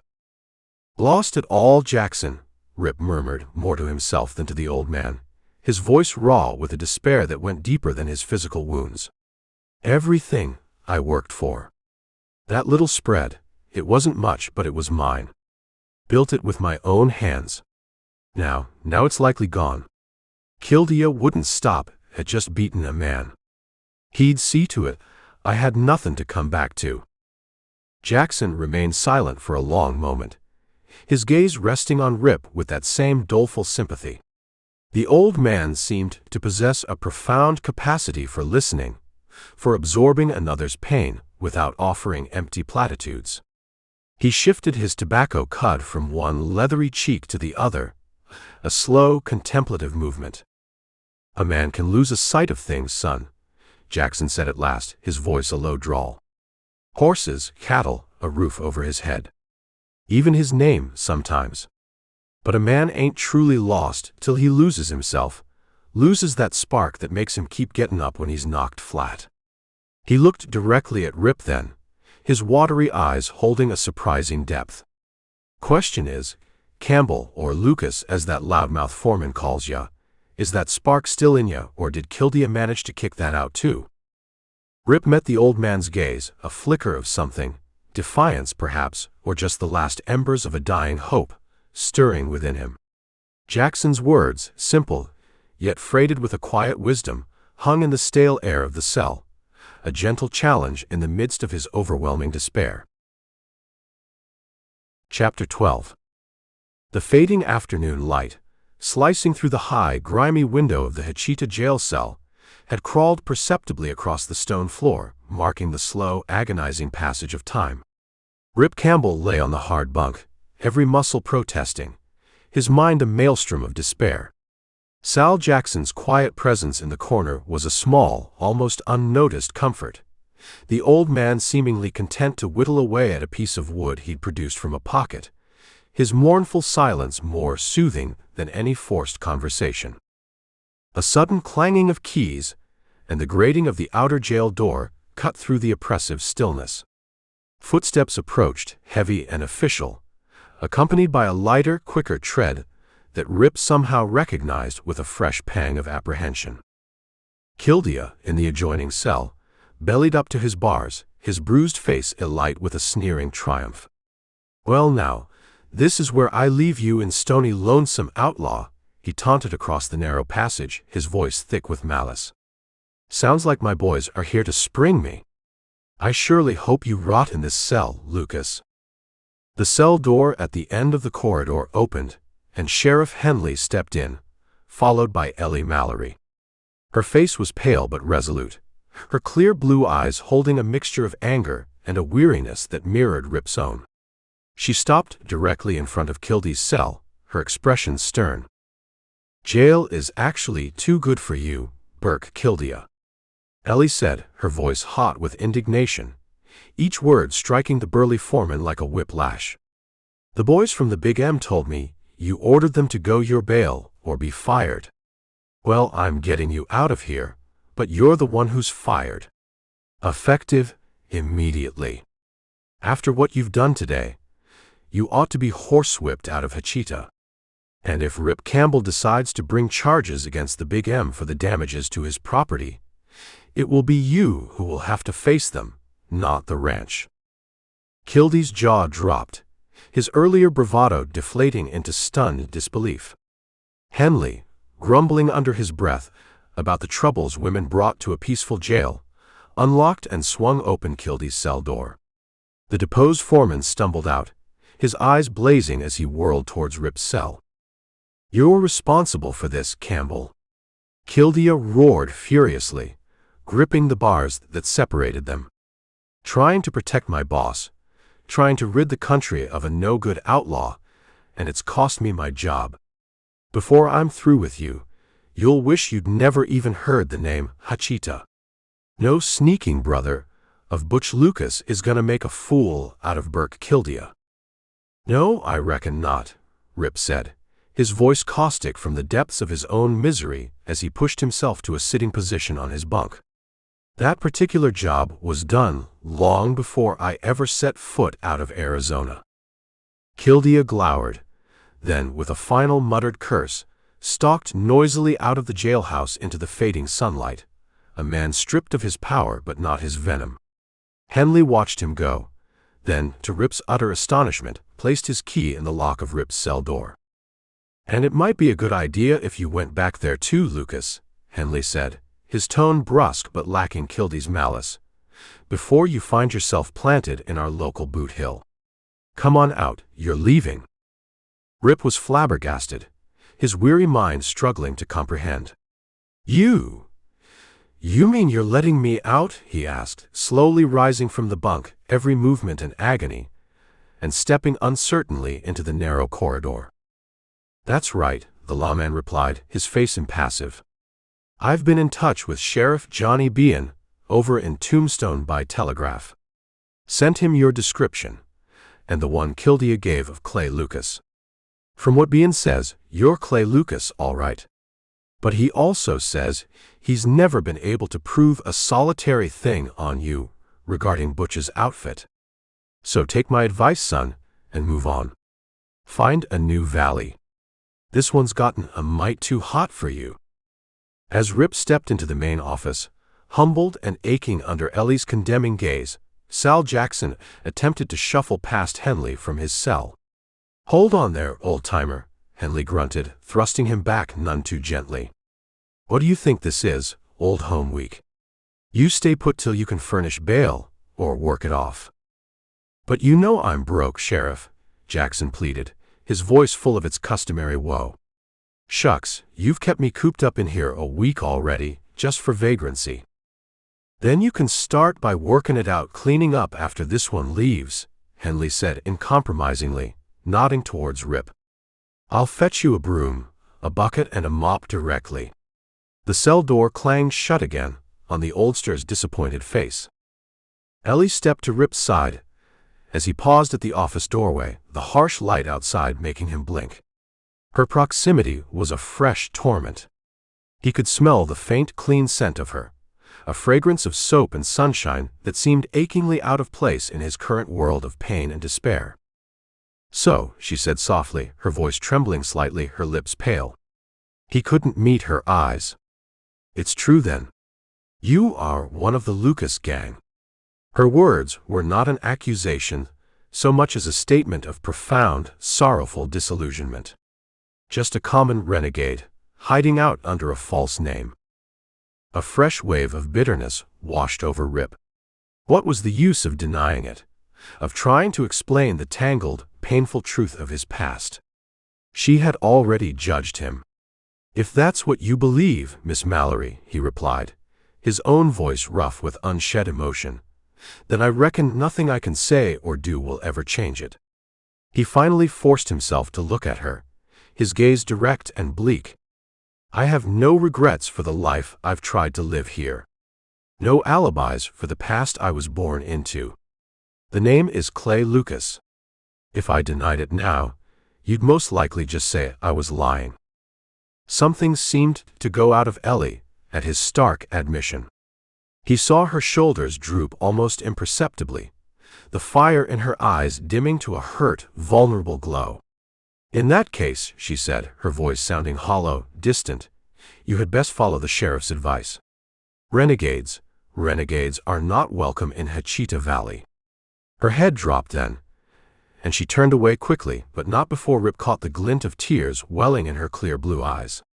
She was gone from the office before he could summon another word, leaving behind an aching void. He stood there for a moment, the weight of her condemnation heavier than any physical blow Kildea had landed. Turning back to the sheriff, who was busy with some paperwork at his desk, Rip slowly drew out his worn wallet. The few bills inside represented weeks of self-denial, money saved for fencing wire, for necessities. "Sheriff," Rip inquired softly, his voice flat, "how much is Jackson's fine?" He gestured vaguely towards the cells. "I won't be needing any fences on the bar P now." Henley looked up, surprised. $50 plus costs, he said after a moment's calculation. Totals out to an even 100. Without a word, without hesitation, Rip tossed the entire sum onto the scarred wooden desk. It was all he had, but it felt strangely liberating to part with it, a final, futile gesture in a world that had stripped him of everything else. He turned and walked out of the Hachita jailhouse, into the dying light of a day that had irrevocably altered the course of his life. The air that greeted him, though still carrying the day's accumulated heat, felt clean after the stale confines of the jail. Big twilight was settling over Hachita, endowing the dusty cowtown with a false, fleeting illusion of beauty. Since it was payday for the ranches in the valley, riders were already beginning to throng the streets, their voices loud, their laughter echoing from the saloons. Rip, acutely conscious of his torn clothing, his bruised face, and the invisible brand of Clay Lucas now stamped upon him, was glad for the deepening shadows that cloaked him from prying eyes. Unobtrusively, his body one vast throbbing ache, he made his way to the livery stable behind the jail where his buckskin waited. He saddled the animal with slow, painful movements, each cinch of the latigo a fresh torment. Mounting was an exercise in pure agony. Taking a little used side street, avoiding the main thoroughfare with its boisterous crowds, Rip Campbell, or Clay Lucas as the world now knew him, rode out of Hachita, his shoulders drooping, his head bowed low. The setting sun cast his lone, departing figure in a long, desolate shadow that stretched out behind him on the dusty trail leading into the vast, indifferent emptiness of the land. Chapter 13. The last blood-red smear of sunset bled from the western sky, as Rip Campbell rode out from Hachita, leaving behind the faint, mocking sounds of payday revelry. A vast, indifferent twilight canvas arched above, pricked by early stars that seemed as cold and distant as the hope that had died within him. His buckskin, sensing its rider's profound dejection, moved with a slow, plodding gait, its hooves stirring little puffs of dust that hung in the still, cooling air like miniature ghosts. Each jarring step was a fresh agony to Rip's battered body, a physical echo of the deeper torment in his soul. He rode with slumped shoulders, head bowed, the reins held loosely in a listless hand. The events of the day played over and over in his mind: the ruin of his bar P, the brutal fight with Kildea, the public stripping of his assumed name, and finally, Ellie Mallory's look of horrified disillusionment. Her words, soft yet laden with a sorrow that cut him deeper than any anger could have, echoed with cruel persistence: "Renegades, renegades are not welcome in Hachita Valley." He had no clear destination, only a blind, instinctual urge to put Hachita and its bitter memories behind him. The trail his horse had taken seemed to lead west, towards the jagged, shadowy teeth of the mountains that separated New Mexico from the Arizona territory he had fled years ago. Arizona. The name itself was a taste of ash in his mouth, a land haunted by the specter of Butch Lucas and the crushing weight of a past he could never seem to outrun. "Headed back to where it all went wrong, are we, Buck?" Rip murmured, his voice raspy, addressing the horse. The buckskin flicked an ear, but maintained its steady, mournful pace. "Reckon one place is as good as another to be an outcast." The landscape transformed as night deepened. The sparse greasewood and stubborn mesquite became indistinct, shadowy shapes under the rising moon, their thorny branches reaching out like skeletal hands. The vastness of the land, which had once offered him a sense of freedom and anonymity, now seemed to press in, emphasizing his utter solitude, his insignificance. He was a speck of dust in an uncaring wilderness, his dreams as fragile and easily scattered as the dry leaves skittering across the trail. He thought of the bar P, of the small cabin he had built with such care, the corrals, the arduously cleared fields. He remembered the deep satisfaction of watching his small herd graze, the quiet joy of seeing the virgin soil yield to his hand. All of it gone now, or soon to be. Kildea wouldn't leave a stone unturned, a blade of grass standing, if he thought Rip might ever return. And why should he? What was there to return to? A ruined homestead, a name publicly disgraced, and the scorn of the one woman whose good opinion he had unknowingly, desperately craved. Clay Lucas, Butch's own brother. Kildea's triumphant roar seemed to echo in the silent canyons around him. "If what Kildea charges is true, it might go very hard on you," Sheriff Henley's grim voice added its weight. The pain in his body was a dull, constant companion, but it was the ache in his spirit that threatened to cripple him. He felt adrift, his moorings cut, his compass shattered. He had tried, with all the strength and integrity he possessed, to build an honest life, to be Rip Campbell, a man of peace. And for what? To have it all snatched away in a single brutal day. It was a cruel mockery of justice, a confirmation of the bleak philosophy that seemed to govern this harsh land. A man was what his past dictated, and there was no outrunning the brand. "Tried to tell him, Buck," he mumbled, patting the horse's neck. "Tried to tell Kildea he was a liar about me and Butch. What's the use? Words don't mean much against a fixed mind or a name like Lucas." He rode on, deeper into the night, the moon climbing higher, bathing the rugged land in its soft, ethereal glow. It was a landscape of stark beauty, of ancient weathered stone and resilient thorny life, but Rip saw none of it. His gaze was turned inward, to the desolate wasteland of his own heart. He felt his courage wavering, the will to fight, to even continue, seeping out of him like water from a cracked canteen. Perhaps Kildea was right. Perhaps the outlaw trail, or a quick, anonymous grave on some forgotten hillside, was all that was left for him. Boot Hill bound. The lawman's words. It wasn't until the buckskin, its instincts sharper than its rider's dulled senses, came to a halt on the sandy banks of a shallow, moon-silvered ribbon of water that Rip realized how far he had ridden. He looked around, disoriented. This was the Canadian, its waters flowing westward, a sluggish current pointing the way to Arizona. He had, without conscious thought, followed a trail leading directly towards the very past he sought to escape. He slumped further in the saddle, a profound weariness settling over him. This was it, then. The end of the line.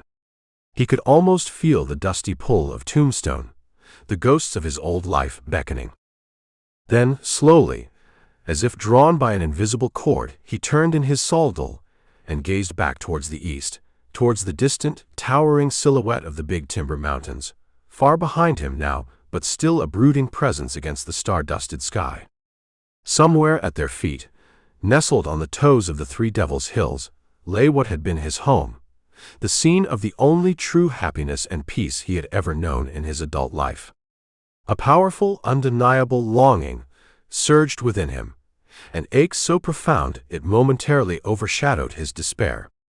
In the clear, high desert air, it seemed he could almost reach out and touch that fertile valley, see the small log cabin he had built, smell the scent of the pinon smoke from his hearth. The memories paraded before his mind, staking out his claim, the joy of developing the water holes, selecting his breeding stock, harvesting the winter feed. And Ellie, the unexpected, cherished moments when she had happened to ride by his spread, her presence a beacon of grace and beauty in his solitary world. Had her visits been mere chance, as she'd claimed? Or had there been something more, some unspoken interest that his own blighted past had now made impossible? Her face, as she turned away at the jail, tears in her eyes, was that scorn or a deeper, more personal hurt?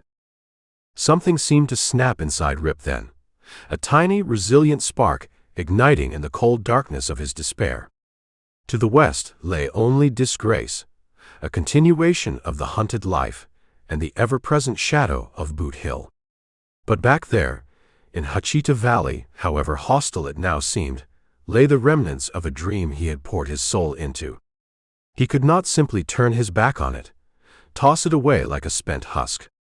It was his, bought with sweat and hope, and even if it was now ashes, the spirit of it, the fight for it, remained. A grim, almost savage determination began to solidify within him, pushing back the tide of resignation. Let them call him Clay Lucas. Let them condemn him. He would not run. He would go back. He would face whatever came, fight for whatever scrap of dignity and justice he could salvage. He would stay, and perhaps, just perhaps, by some valiant effort, he could live down the stigma, prove them wrong. And Ellie, if he could somehow show her the truth of who he was, not who Butch had made him seem, perhaps her opinion might change. The yearning for that, for a chance to reclaim not just his land, but his honor, rocked him. Before he was fully aware of the decision crystallizing in his mind, his hands, acting on some stronger inner sense, were already tightening on the reins. With a low word to the buckskin, a new, hard light dawning in his eyes, Rip Campbell slowly, deliberately turned his horse. He reined the animal back over the moonlit trail, away from Arizona, away from flight, and back towards the distant, beckoning darkness of the big timbers and the uncertain fate that awaited him in Hachita Valley. Chapter 14.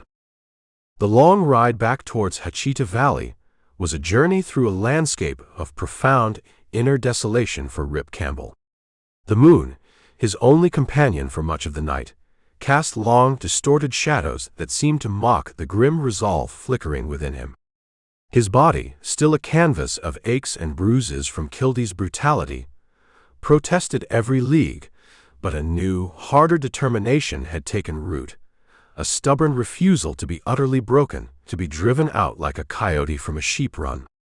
He was heading back not to a welcome, nor to any tangible hope, but to a confrontation with his own shattered dreams and the men who had caused their ruin.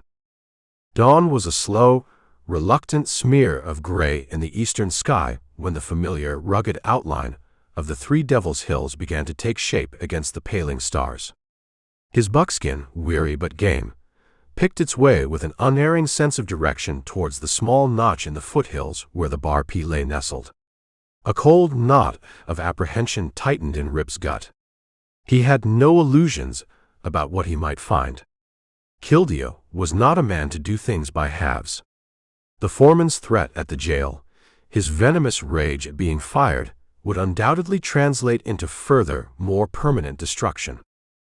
As he rode into his own yard, the first rays of the rising sun painting the peaks behind him in hues of blood orange and pale rose, an unnatural stillness greeted him.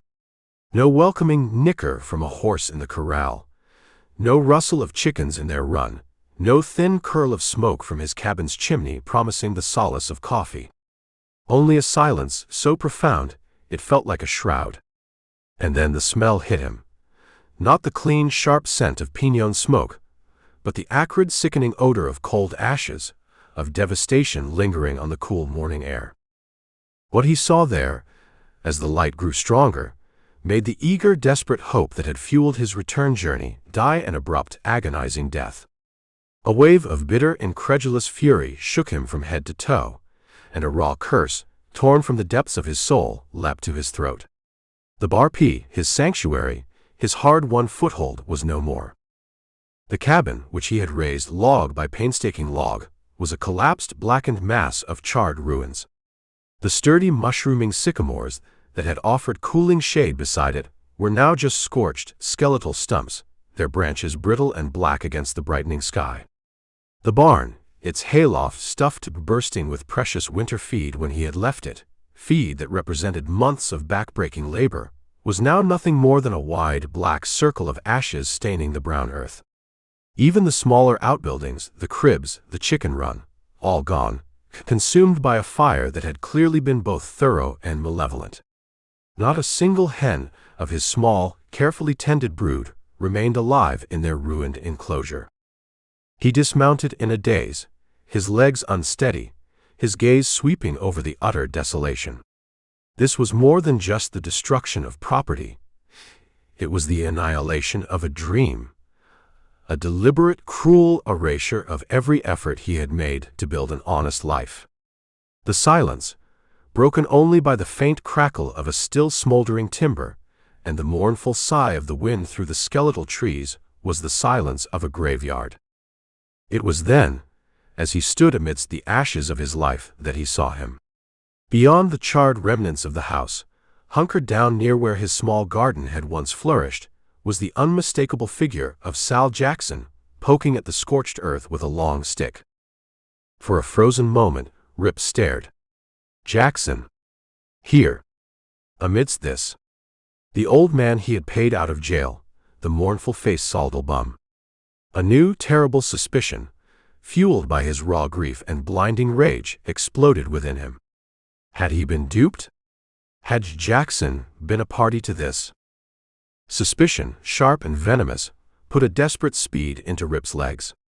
He charged down on the oldster like a thunderclap from a clear sky, his weariness forgotten, his injuries ignored in the white-hot surge of fury.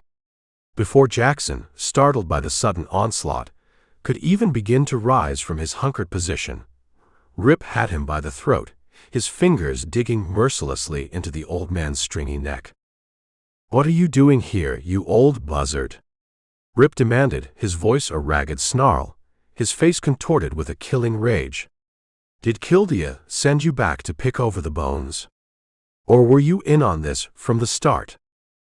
Jackson, his eyes wide with shock and the lack of air, clawed at Rip's unrelenting grip, his patched hat tumbling into the ashes. "Hold it, you young fool," he croaked, his voice hoarse and strangled. "Get your hands off." But Rip, lost in the red mist of his fury and betrayal, only tightened his grip. "Look around, damn you," Jackson finally managed to gasp out, his face turning a dusky purple. It looks like your friend Kildea has been here first. If I'd done it, if I was the one who torched your place, I wouldn't have burned your barn and your shacks too, now would I, you idiot? Use your head." The raw, desperate truth in the old man's choked words, the sheer, undeniable logic of it, finally smashed through the blind rage that consumed Rip. He blinked, his vision clearing slightly. Jackson was right. An arsonist wanting to cover his tracks, or just a common thief, wouldn't have been so thorough, so wantonly destructive of things that held no monetary value but represented the core of a man's livelihood. This level of annihilation spoke of a deeper, more personal hatred, a desire not just to steal, but to utterly obliterate. There was only one other answer to this systematic wipeout, an answer that resonated with the threats Kildea had spat at him in the jail. Burke Kildea, enraged at being fired, his authority challenged, his pride wounded, had followed through on his unspoken vow of vengeance. The Big M foreman, or men acting on his orders, had come here during the night while Rip was locked away, and burned him to the ground. Slowly, shamefaced, Rip released his grip on Jackson's throat. The old man collapsed back, gasping for air, rubbing his bruised neck, his mournful eyes filled with a mixture of reproach and a surprising understanding. "My apologies, Jackson," Rip bit out, the words tasting like ash in his mouth. His fury, though momentarily checked by the realization of his mistake, was still a raging inferno within him, now redirected.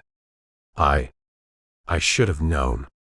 Only Kildea, only a man like him would do this to me. You heard him make his threats at the jail. His eyes, wintry bleak, scanned the desolate ruins again, then snapped back to the old man. But he can't be far away. He wouldn't miss the chance to see this himself. He spun on his heel, his gaze locking onto his waiting buckskin, a new, even deadlier resolve hardening his face. Chapter 15. Rip Campbell, his face a mask of wintry bleakness, spun towards his buckskin, every line of his body telegraphing a murderous intent. The ashes of his bar-pea, the smoldering ruins of his hopes, lay around him, a testament to a betrayal so profound it had rekindled a rage he thought long buried. Kildea. The name was a brand on his brain. Just as he reached for the saltlehorn, a weathered hand, surprisingly strong, gripped his arm. He whirled, his eyes blazing, ready to strike down anyone who stood in his path. Sal Jackson stood there, his usually mournful face now etched with a grave concern, his watery blue eyes holding Rip's furious gaze steady. "Where are you going, son?" Jackson asked, his voice a low rumble that nonetheless cut through Rip's haze of fury. Rip tried to shrug off the old man's grip, but it held firm. "To kill a man," he replied fiercely, the words torn from him. "I came back to this cursed valley thinking to stay, thinking I could somehow battle out my troubles peacefully, maybe even build something that would last. But they won't let an honest man be. Now I'll show them. I'll show Kildea and anyone who stands with him what a man pushed too far can do when he cuts loose." Jackson's expression didn't falter. He seemed to absorb Rip's rage, his gaze filled with a deep, almost paternal understanding that momentarily disarmed the younger man. "I know how you feel, son, believe me I do," he said, his voice still quiet but firm. "That kind of fire in the belly, it can consume a man. But it wouldn't do you any good to go off half-cocked after Kildea right now. Not when there's more to this than just one man's spite. I reckon at least 5 men had a hand in this burnout. Look here." He released Rip's arm and bent down, picking up the long stick he'd been using earlier. With it, he carefully drew a circle in the dust and ashes near the charred foundation of the cabin, enclosing 5 small, glinting objects that Rip, in his initial rage, hadn't noticed. 5 copper discs, pennies, arranged in a deliberate, almost mocking pattern. "Could you have lost these here, son?" Jackson asked, his eyes searching Rip's face. "Or perhaps, did the men who burned you out leave them behind for a sign?" Rip stared at the 5 copper coins, glinting dully amidst the desolation. A new, colder wave of recognition, more chilling than his earlier fury at Kildea, washed over him. His breath caught in his throat. That particular arrangement, that specific number, it was a signature he knew all too well, a brand of infamy that had haunted his steps for years. Butch Lucas. The name was a savage guttural sound, ground out from between Rip's clenched teeth. His face, already pale beneath its layer of grime and exhaustion, seemed to drain of all remaining color, leaving it a stark, bone-white mask. Butch Lucas and his 5 pennies. That's his cursed sign, Jackson. He's that rottenly vain, that arrogant, he never misses leaving it at the scenes of his dirty work. The implications struck him with the force of a physical blow. Butch. Here. In New Mexico. This wasn't just Kildea's local tyranny. This was something far more sinister, a shadow from his deepest past reaching out to destroy his present.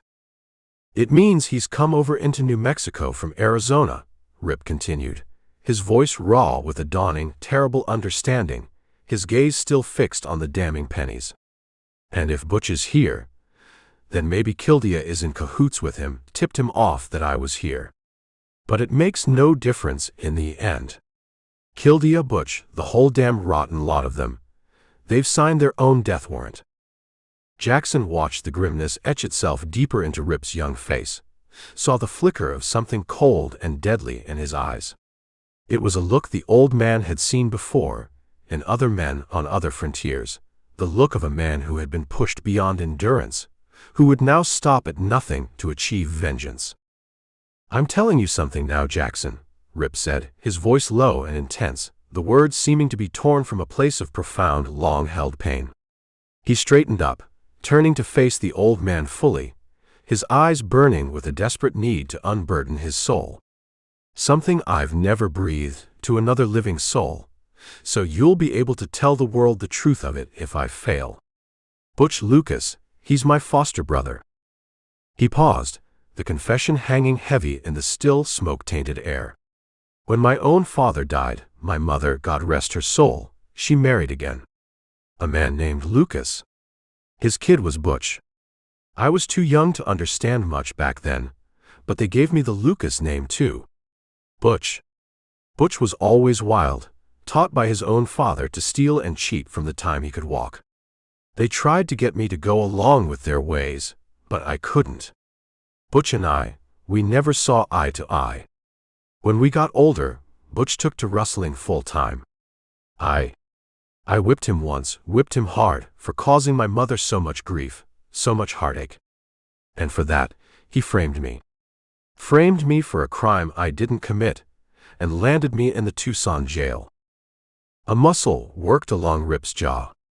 Since that day, he's never overlooked a single chance to pin the outlaw brand on me, to make my life a living hell. My real name, Jackson, it's not Lucas. It's Clay Ripon Campbell, after my father.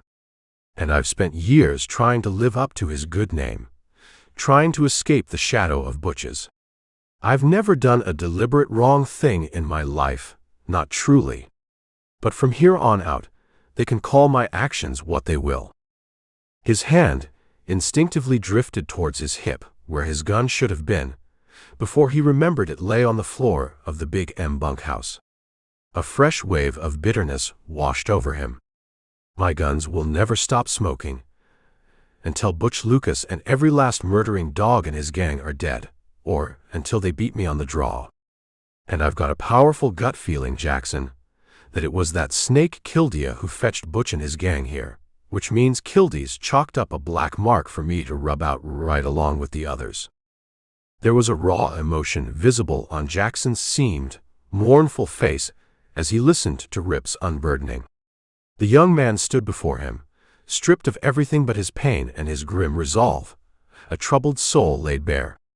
With the telling of his story, harsh lines of bitterness had etched themselves deeper at the sides of Rip's mouth, the kind of lines that stamp men who begin living by the gun and are forced to keep at it merely to survive. "By thunder, son," Jackson murmured softly, his voice filled with a surprising warmth when Rip finally fell silent, his chest heaving. "You've got more than enough reasons to be angry. More than enough. But you'll need help. Going up against Butch Lucas and his whole crew, and maybe Kildea too, that's a tall order for one man, no matter how much sand he's got." The old man's watery eyes seemed to clear, taking on a new, keen light. "That $100 you laid out for me back at Henley's jail, well, son, with that, you just bought yourself a gun hand. Name of Sal Jackson. And I'm sticking to you now like a wood tick in a calf's ear, and you ain't gonna be able to shake me off, no matter how hard you try. Like I might have mentioned back in that cell, I've been many things in my time, but nobody, and I mean nobody, ever said I let down a partner." He gave a slight, almost imperceptible pat to the worn Colt Peacemaker holstered low on his own creaky thigh. "Now then, son, first things first. We need to get you properly armed. For your weapons." Chapter 16. The heavy oak door of the Big M Ranch house closed behind Ellie Mallory with a somber thud, shutting out the charged atmosphere of the yard, the sullen resentment of the cowhands, and the grim presence of Sheriff Henley. Inside, the familiar quiet of the spacious, cool rooms usually offered a sense of peace, a refuge from the harsh realities of managing a sprawling cattle empire. But today, the silence felt oppressive, amplifying the frantic beating of her own heart and the echo of Burke Kildea's parting snarl. "That's Butch Lucas's brother Clay, you're helping, ma'am." Clay Lucas. The name reverberated in her mind, a discordant, ugly note. She had seen the truth of it in Campbell's or Lucas's own eyes in his stark, bitter admission at the jail. The quiet, hard-working nester whose resilience she had secretly admired, the man whose gaze had sometimes met hers with an unnerving intensity, was linked to one of the most notorious outlaw gangs in Arizona. The revelation left a taste of bewildered disappointment, a sharp, personal ache she hadn't anticipated. She walked through the shadowed hallway towards her father's room, the ranch ledger containing the men's wages still clutched in her hand. The payroll she had just brought from Hachita, a significant sum, now felt like a leaden weight. Her father. His continued fever, his weakness was a constant gnawing worry. She had to be strong for him, for the ranch. Firing Kildea had been a necessary, albeit difficult, step. The foreman's brutality had become a liability, a threat to the very order she was struggling to maintain. But who could replace him? The thought was another burden on her already weary shoulders. As she neared her father's door, she heard it, a sound that made her blood run cold. A keening, whimpering cry, like that of a terrified animal. It was Ching Li, their aging, devoted Chinese cook, a man usually as stoic and unflappable as the ancient desert tortoises. Ellie quickened her pace, her heart lurching with a sudden, nameless dread. She found Ching Li crouched just outside her father's bedroom, his face a mask of abject terror, his usually impassive features contorted with grief. He was rocking back and forth, muttering incoherently in his native Cantonese. Ching Li. What is it? What's wrong? Ellie cried, dropping to her knees beside him, her hand instinctively going to his shaking shoulder. Is it father? Is he worse? The old cook looked up at her, his eyes wide and unfocused, filled with a horror that chilled Ellie to the bone. He pointed a trembling finger towards the bedroom door, then held out a crumpled piece of paper, his hand shaking so violently he could barely hold it steady. Missy Salah. Missy Salah. Bad men come, take Massa Mallory, he stammered, his English fractured by his terror. They leave this. Ellie snatched the paper, her fingers numb. Her father's room was ominously silent. With a surge of adrenaline-fueled fear, she pushed open the door. The room was empty. The bed, her father's bed where he had lain weak and feverish for days, was disheveled, the blankets thrown aside. He was gone. A small cry escaped her lips. She swayed, feeling faint, the room tilting around her. Then her gaze fell upon 5 dull copper pennies, arranged in a neat, deliberate row on the polished surface of her father's bedside table. 5 pennies. A strange, unsettling detail that snagged in her mind even amidst the overwhelming shock. Her eyes flew to the crumpled note in her hand. It was scrawled in a crude, bold hand on cheap rough paper. To the owners of the Big M, it began, the letters ill-formed but brutally clear. We have your old man, Dave Mallory. He is not comfortable. If you want to see him alive again, and with all his parts still attached, you will send 1 man to Kingfisher Pass in the Big Timbers. He will bring $20,000. Cash. No tricks.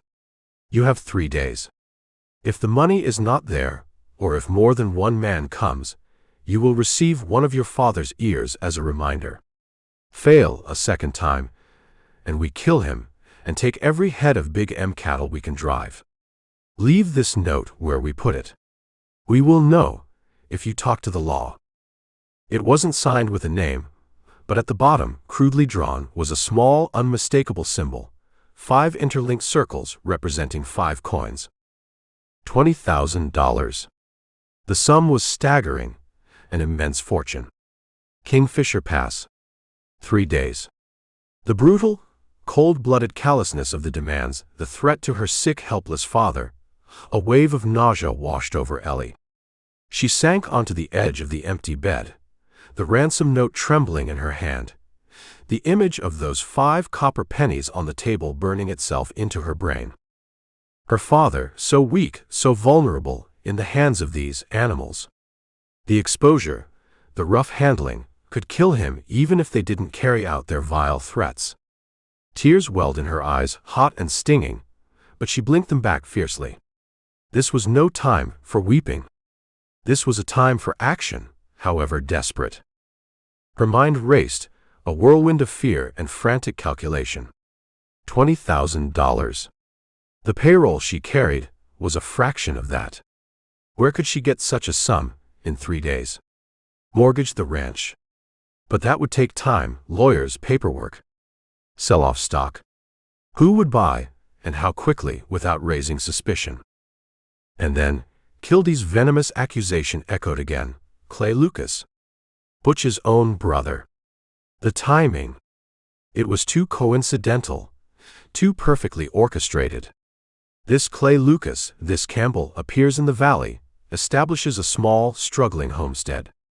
His past is dramatically revealed, the very same day her father is snatched from his sickbed by a gang, that uses methods chillingly reminiscent of the outlaw tales she'd heard whispered about Butch Lucas and his notorious 5 Pennies gang.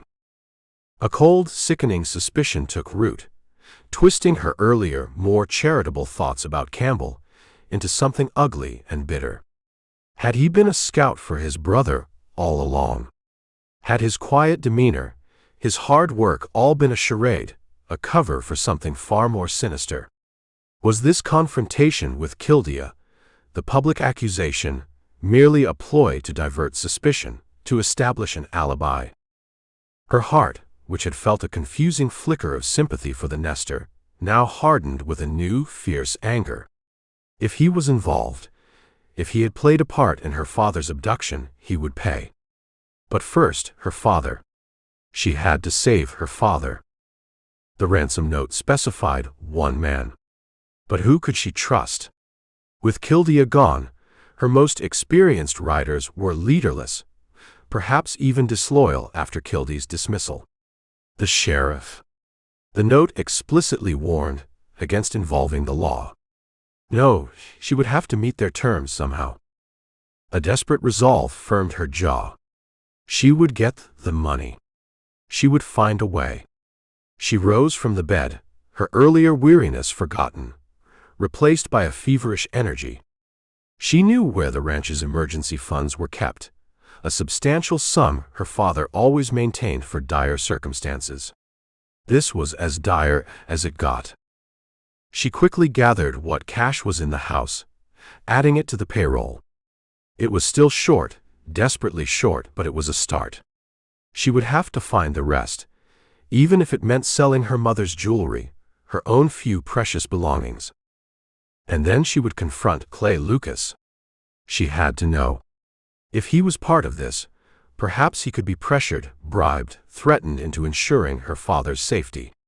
If he wasn't, a tiny, treacherous voice whispered, if he wasn't, then who was he?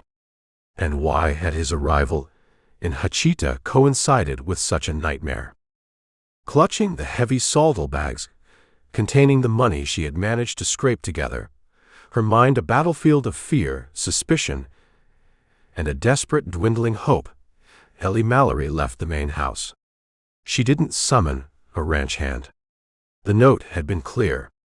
She saldaled her swiftest mare herself, her movements quick and efficient despite the tremor in her hands.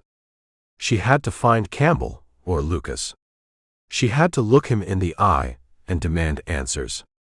The trail to his bar pea spread was ingrained in her memory. With a heart like lead and a prayer caught in her throat, she rode out from the Big M, a lone figure heading into the vast, unforgiving landscape, towards a confrontation she dreaded but knew she could not avoid. Chapter 17. The dust raised by Ellie Mallory's departing mare had barely settled back onto the ashes of the bar pea when Rip Campbell turned to Sal Jackson, his face a mask of grim resolve. Ellie's words, her accusations born of fear for her father, and the damning coincidence of Rip's exposed past still echoed in the desolate silence, another layer of bitterness added to his already overflowing cup. But with her information about Dave Mallory's kidnapping and the outlaw's den at Kingfisher Pass, a clear, albeit desperate path of action had emerged from the chaos. Jackson, who had quietly witnessed the heated exchange with Ellie, his mournful eyes missing nothing, now watched Rip with a keen, assessing gaze. The old man had already pledged his loyalty, his guns. "She told you then," Jackson stated, his voice a low rumble. "Butch's holed up in Kingfisher, holding her father for ransom." Rip nodded, his jaw tight. $20,000, 1 man to deliver it, 3 days. Kingfisher Pass. He paced a few steps amidst the ruins, the crunch of ash under his worn boots a stark reminder of all he had lost. It's Butch's kind of play. Bold, brutal, and aimed to hurt more than just the main target. His eyes, cold and hard as winter flint, met Jackson's. "That old man Dave Mallory, he's sick with fever. He won't last long," treated rough. "And you aim to be that 1 man?" Jackson asked, though he already knew the answer. "They asked for 1 man," Rip affirmed, his voice flat. "I know Kingfisher. It's a bottleneck, easy to watch. If they see more than one rider heading in, they'll likely kill Mallory out of hand, ransom or no ransom. I'm electing myself a posse of one to run Butch Lucas down." Jackson considered this, slowly rubbing his stubbled chin. "That's a long shot, son. Butch won't be alone. His 5 pennies gang. They're hard cases, every one of 'em. You'll be riding into a hornet's nest." "Maybe so," Rip conceded. "But it's a ride I have to make. For Mallory. And for myself." He paused, the weight of his next words heavy. "Jackson, you offered me your help, and I'm grateful for it, more than I can say. But this is my blood feud. My responsibility. If things go sideways, there's no call for you to be caught in the crossfire." A flicker of something unreadable passed through Jackson's watery eyes. A man who pays another's way out of jail, then shares the truth of his soul, ain't so easy to dismiss, Campbell. "I told you I was stickin'. But I also savvy a trap when I see one laid out." He gave a slow nod. "All right, son. You ride in as the lone hand. But don't figure for a minute old Sal Jackson is going to be sitting back here twiddling his thumbs. There's more than one trail leading towards the big timbers, and more than one way to skin a polecat." A brief, almost imperceptible sense of relief touched Rip. He wouldn't ask Jackson to ride into the jaws of death with him, but knowing the old man's shrewdness and loyalty were somewhere in the vicinity was a comfort he hadn't expected. "First things first, though," Jackson said, his tone becoming more brisk. "You left your iron at Kildea's bunkhouse. A man heading into a showdown with Butch Lucas needs more than harsh language." He stepped quickly to his own horse, a raw-boned sorrel that had stood patiently amidst the desolation. From the worn leather sandal bags, he took out a bundled oilskin. Unwrapping it, he produced a pair of matched Colt Peacemakers, their blued steel barrels gleaming softly, their walnut grips worn smooth with use. They were nestled in twin holsters, intricately tooled and laced to a single wide cartridge belt heavy with brass-cased 44s. Rip's eyes widened slightly with admiration. These were not the battered weapons of a common sandal bum. These were the tools of a man who knew and respected firearms. "Always figured it pays to carry an extra pair just in case," Jackson said, a hint of his mysterious chuckle in his voice as he handed the belt and guns to Rip. "These belonged to a fella named Curly Ed Grant once upon a time. Put 'em on. See how they heft." Rip took the gun belt, the weight of it unexpectedly reassuring in his hands. Curly Ed Grant. The name sparked a distant memory. "Curly Ed," Rip said, his voice tinged with surprise as he strapped the belt around his lean waist. "Why, I heard tell he could trim the horns off a horned toad at 50 paces with his irons. Ruled the renegade roost over in Galeyville, near Tombstone, for a spell. Had everybody buffaloed with his guns." "Everybody except maybe one," Jackson said cryptically, his eyes twinkling before his customary mournful expression resettled. "If you're half as good as Curly Ed was before he tried to buffalo a certain drifter just once too often, you'll do just fine, son. The holsters should ride about right for a man your size. Thong 'em down." Rip eagerly settled the holsters against his thighs, the fit surprisingly perfect. He tied the leather thongs loosely, allowing for a smooth draw. The worn grips of the Colts felt alive in his hands, balanced extensions of his own will. "They fit like they were made for me," he admitted, a grim satisfaction in his tone. He drew one, then the other, the smooth actions a testament to their quality and care. "Renegade guns," Rip murmured, the irony not lost on him.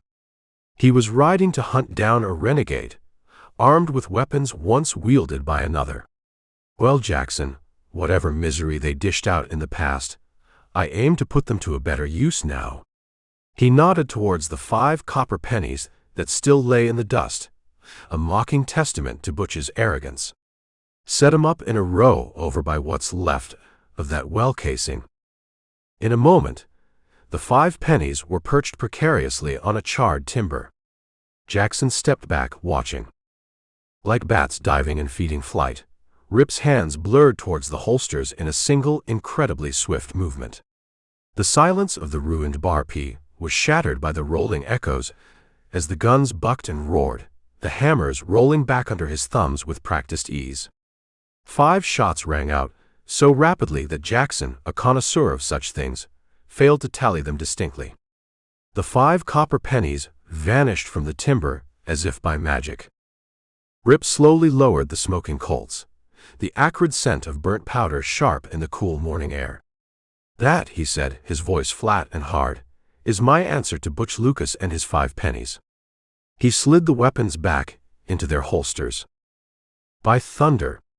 Jackson gasped, his mournful face alight with genuine astonishment.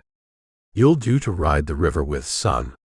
Only once before did I ever see a man shoot that fast and that straight, a fella up in Dodge City, name of, well, never mind the name.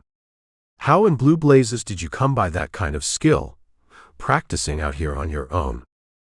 "Always figured that someday, somehow, I'd have to settle accounts with Butch through Gunsmoke," Rip replied, his voice bleak, his eyes fixed on the distant brooding ramparts of the big timbers where Kingfisher Pass lay hidden.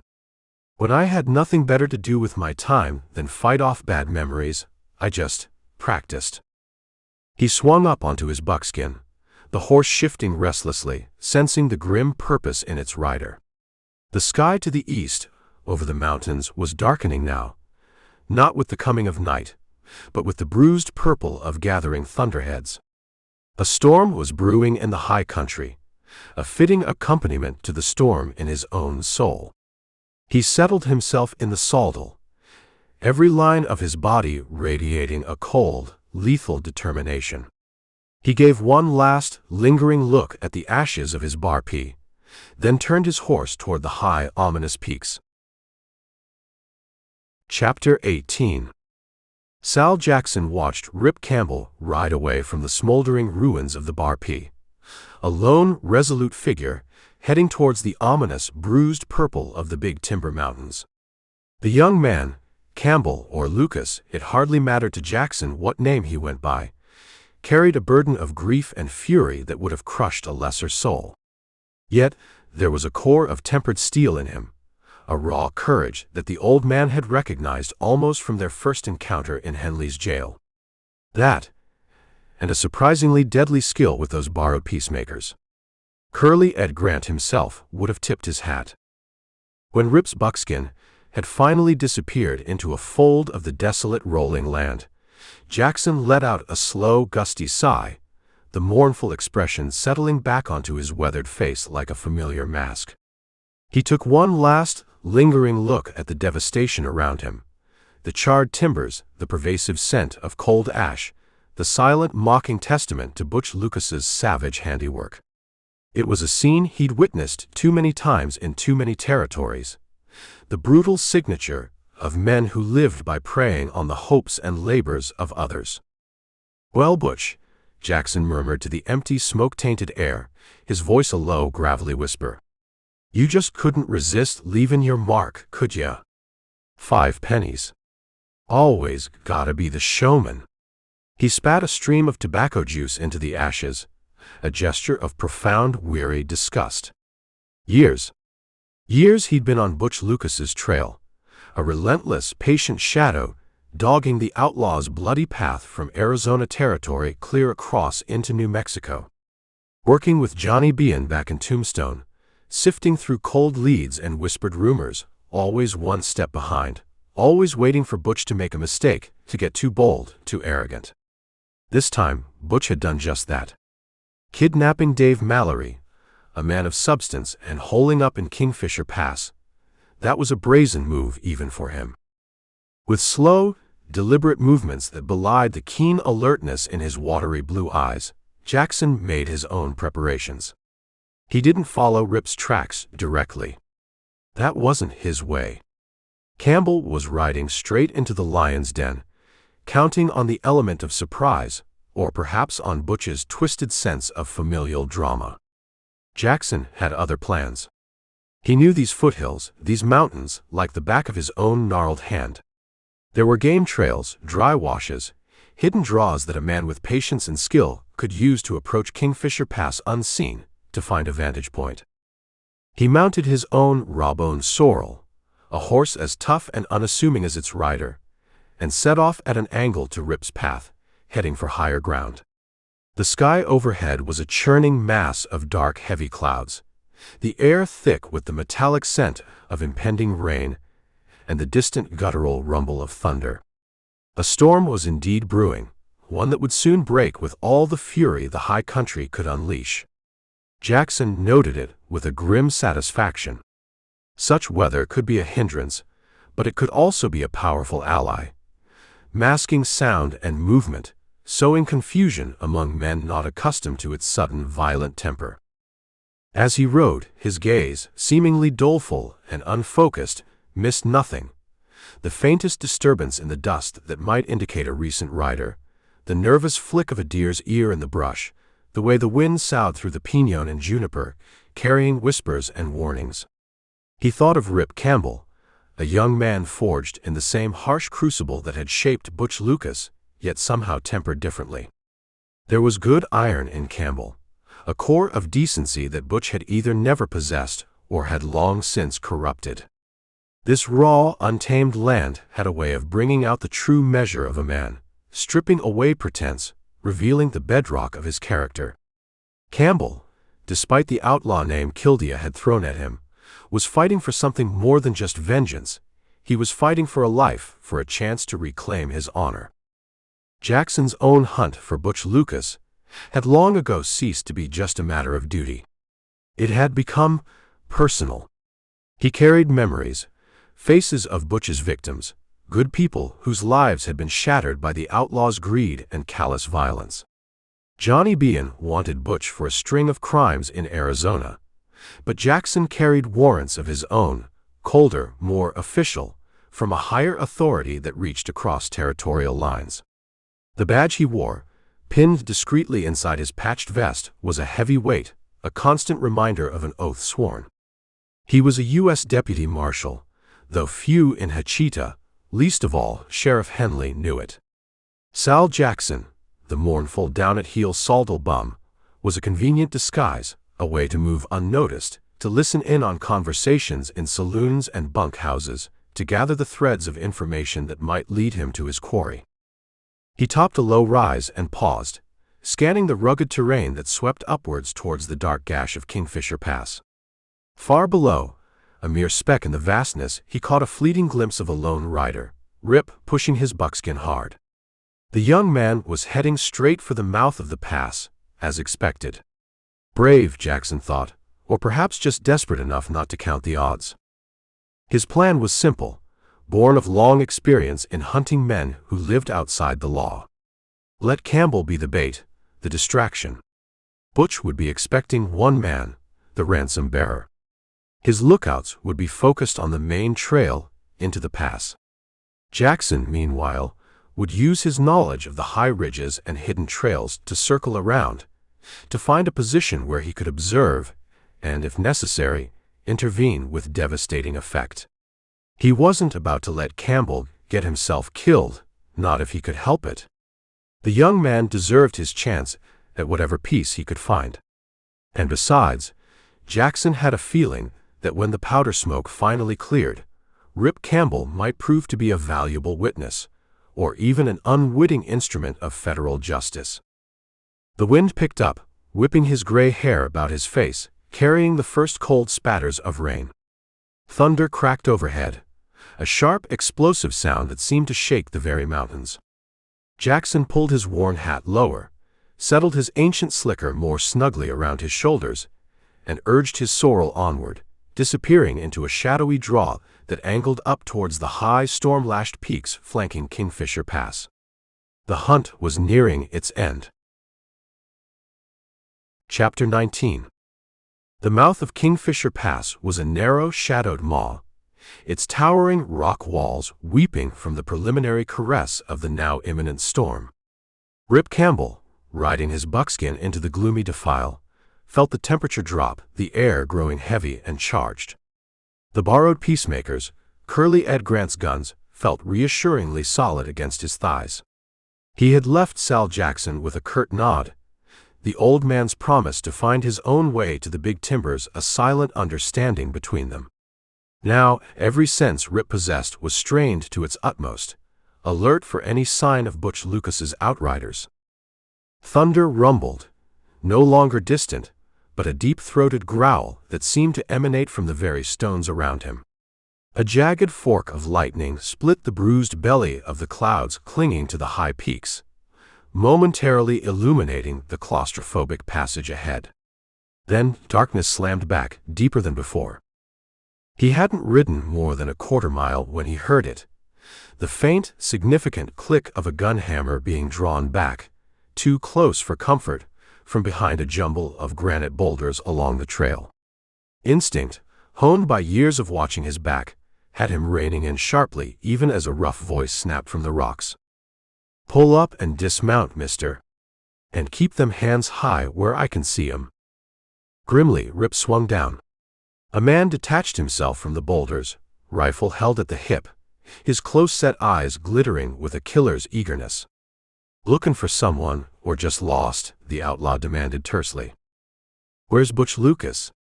Rip replied, his voice cold as the wind now whistling down the pass. "I'm supposed to meet him here. I've got a deal for Dave Mallory's release." Avarice sprang into the man's face. He nodded, "Up the canyon. Up yonder. I'll just follow along behind ya, real friendly-like." Rip began to walk, every nerve taut. As he drew abreast of the outlaw, he exploded into motion. His left hand shot out, deflecting the rifle barrel, while his right blurred towards his holster. The heavy peacemaker came down in a whistling arc, smashing solidly along the side of the renegade's head. The man crumpled like a polled ox. No time for finesse. Palming his other gun, Rip hastened up the canyon, the rain beginning to fall now in earnest, hard, stinging drops that quickly plastered his hair to his forehead and soaked his shirt. He threw caution to the winds, knowing he had to reach Butch's main camp before the stunned guard could recover or a missed check-in raised an alarm. Around a sharp bend, a second voice challenged him from a clump of pinon. "What's all the hurry, friend?" This one was already on his feet, hand hovering near his gun. Rip fired as the man leapt up, scooping for his own weapon.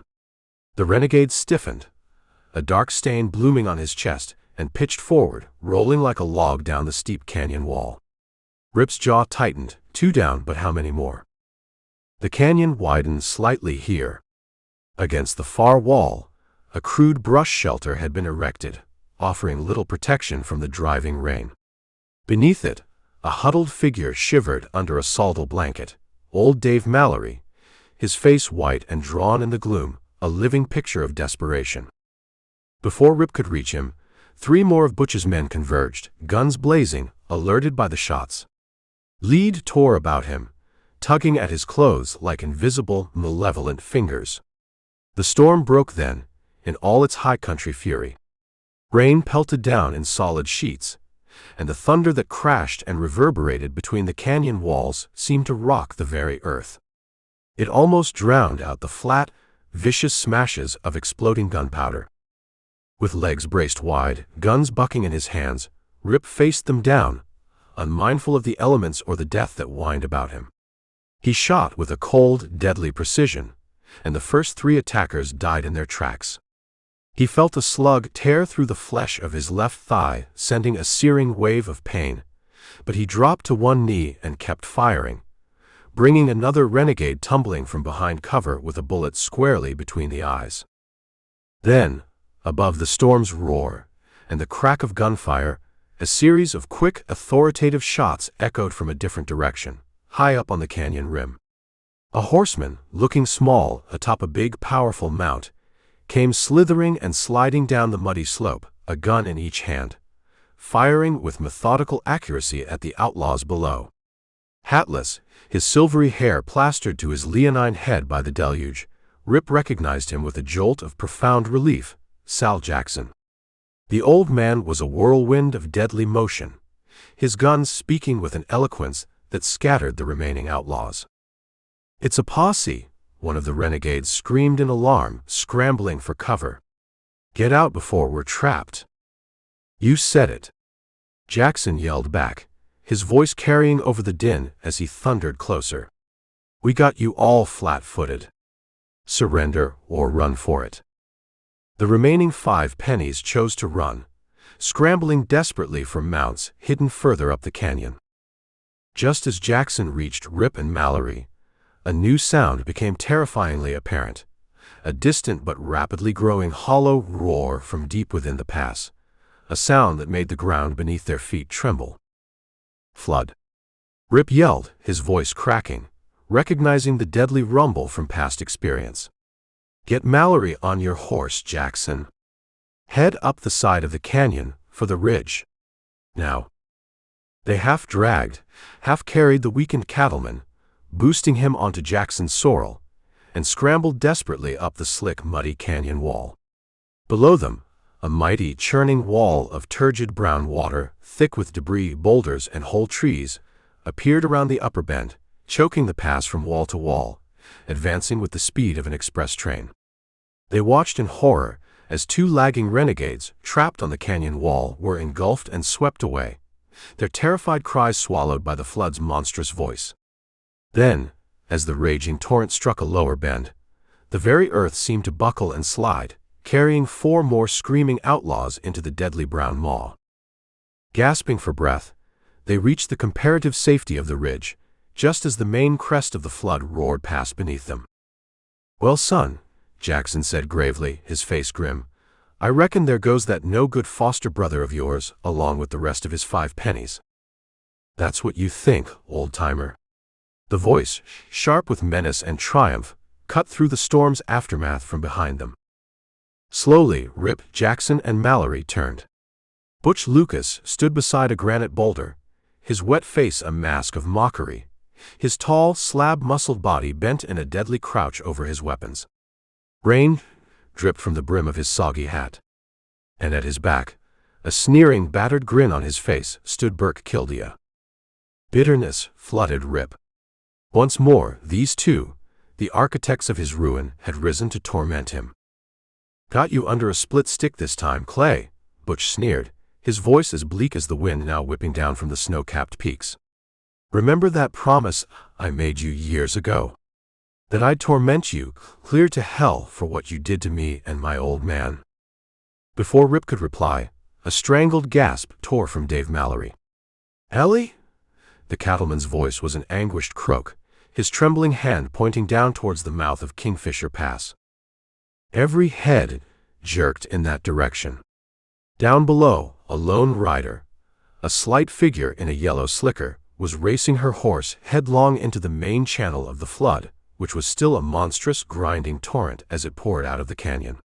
It was Ellie Mallory, seemingly oblivious to the deadly wall of water she was riding to meet. Rip's heart leapt into his throat, cold fear gripping him tighter than Butch's guns ever could. "We'll settle this some other time, Butch," he threw at the renegade, all thought of their personal feud obliterated by the immediate, horrific danger to Ellie. "Unless you want to shoot me in the back as I ride." He vaulted towards Jackson's horse, intending to pull Mallory down and take the animal, but even as he moved, he saw a flicker of something in Butch Lucas's eyes, something other than hate. Butch's gun hands, which had been tightening on his triggers, seemed to freeze. Kildea, too, slowly lowered his weapon, a look of grudging approval, or perhaps shared alarm, dawning on his battered face. Then, to Rip's utter astonishment, Butch yelled, his voice raw above the storm, "Get that jughead going. We're siding you in this. Your best girl is down yonder. Go get her." The 3 men, enemies moments before, spurred their mounts recklessly down the treacherous, rain-slicked ridge towards the raging floodwaters and the unsuspecting girl riding into their deadly embrace. Chapter 20. The treacherous, rain-slicked slope of the ridge offered scant footing as Rip Campbell, Butch Lucas, and Burke Kildea spurred their desperate mounts downward. Below them, Kingfisher Pass had transformed into a monstrous, roaring brown sluice, a churning maelstrom of floodwater, uprooted trees, and grinding boulders. And riding headlong into its hungry maw, dwarfed by the sheer scale of nature's fury, was Ellie Mallory, her yellow slicker a tiny fleck of color against the terrifying, muddy torrent. Rip's heart was a cold stone in his chest. All thought of his feud with Butch, his animosity towards Kildea, was burned away by the immediate, horrific peril Ellie faced. He drove his buckskin recklessly, the animal slipping and sliding, its breath tearing in ragged gasps, yet responding with all its gallant spirit to the urgent pressure of his heels. On either side of him, Butch and Kildea rode with an equal wild abandon, their faces grim masks against the driving rain, their own enmities momentarily suspended by a shared primal urgency. "Faster, Clay, you damn fool, ride faster!" Butch yelled, his voice hoarse above the roar of the flood and the crashing thunder, a strange, almost fraternal urgency in his tone. Kildea, his massive frame glued to his powerful Morgan, said nothing, but his eyes, fixed on the diminishing figure of Ellie, held a desperate intensity that mirrored Rip's own. They hit the edge of the floodwaters almost simultaneously, the horses rearing in terror at the sudden, shocking impact of the cold, silt-laden current. The force of it was unimaginable, a living entity of raw, destructive power. Rip's breath caught as he saw Butch, his horse stumbling on unseen debris, thrown from his saddle, disappearing for a heart-stopping moment beneath his mount's churning hooves. But Butch, tough and wiry as a desert cat, bobbed up like a cork a moment later, shaking the muddy water from his eyes and swimming desperately with the current, somehow managing to gain on Ellie's rapidly diminishing form. Ellie's paint pony, caught in the main suction of the floodhead, was already gone, dragged under without a trace. She herself was a struggling spot of yellow, swimming feebly, coughing water, clearly exhausting her strength against the relentless, powerful current. Rip urged his buckskin forward, the animal fighting bravely against the torrent, water surging around its belly. Kildea was just ahead of him, his Morgan making better headway. Then, out of the corner of his eye, Rip saw a massive, uprooted cottonwood, its branches like flailing arms, crash with sickening force into the rump of Kildea's horse. Both horse and rider went under in a welter of foam and thrashing limbs. Kildea's head surfaced once, his face contorted. "Go it, Rip," he bellowed, his voice a desperate shout. Then a battering branch of the tree trunk smashed down again, and Burke Kildea disappeared beneath the roiling surface. A gout of bubbles, flecked with red, rose and was instantly swept away. Rip's gut clenched. Kildea, for all his brutality, had died trying to save her. He scanned the churning water for Butch, but his foster brother was also gone, likely hammered to his death by the same debris that had claimed Kildea. He was alone now, battling the raging torrent to save the woman he loved.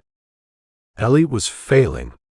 He could see it in the weakening strokes of her arms, the way her head kept dipping beneath the surface. She went under once, then twice.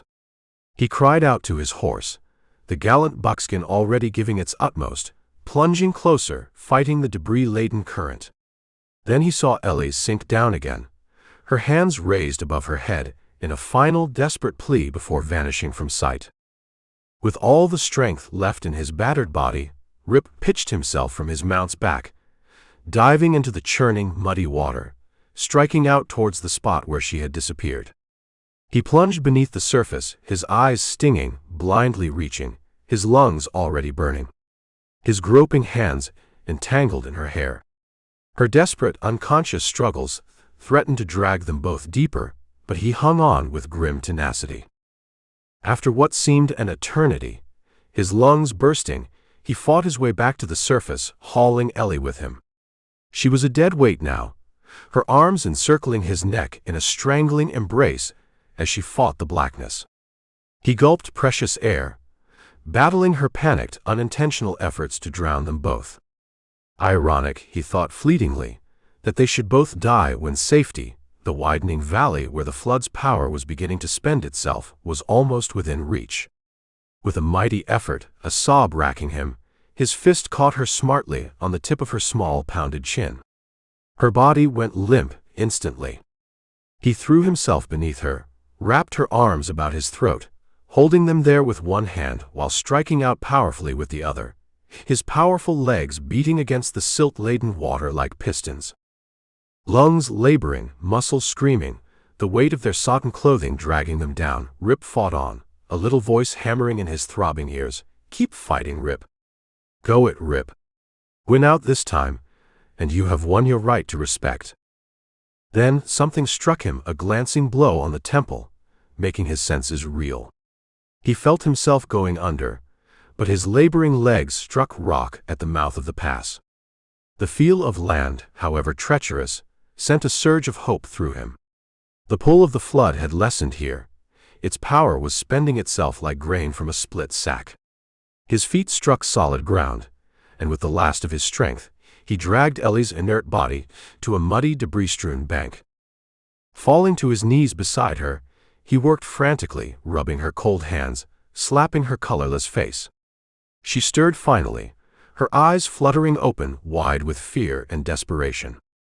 It's all right now, honey," Rip murmured, his voice a raw whisper. "It's all right. Just relax." "Dad," was her first choked word as she struggled to rise. A low moan cut him off. Turning, Rip saw a mangled body lodged against a rock just beyond them. It was Butch Lucas, his face torn and bleeding, his body grotesquely twisted. Rip rose shakily and went to him. "Butch." The outlaw's eyes fluttered open, and in their depths Rip saw a softness he had never witnessed before.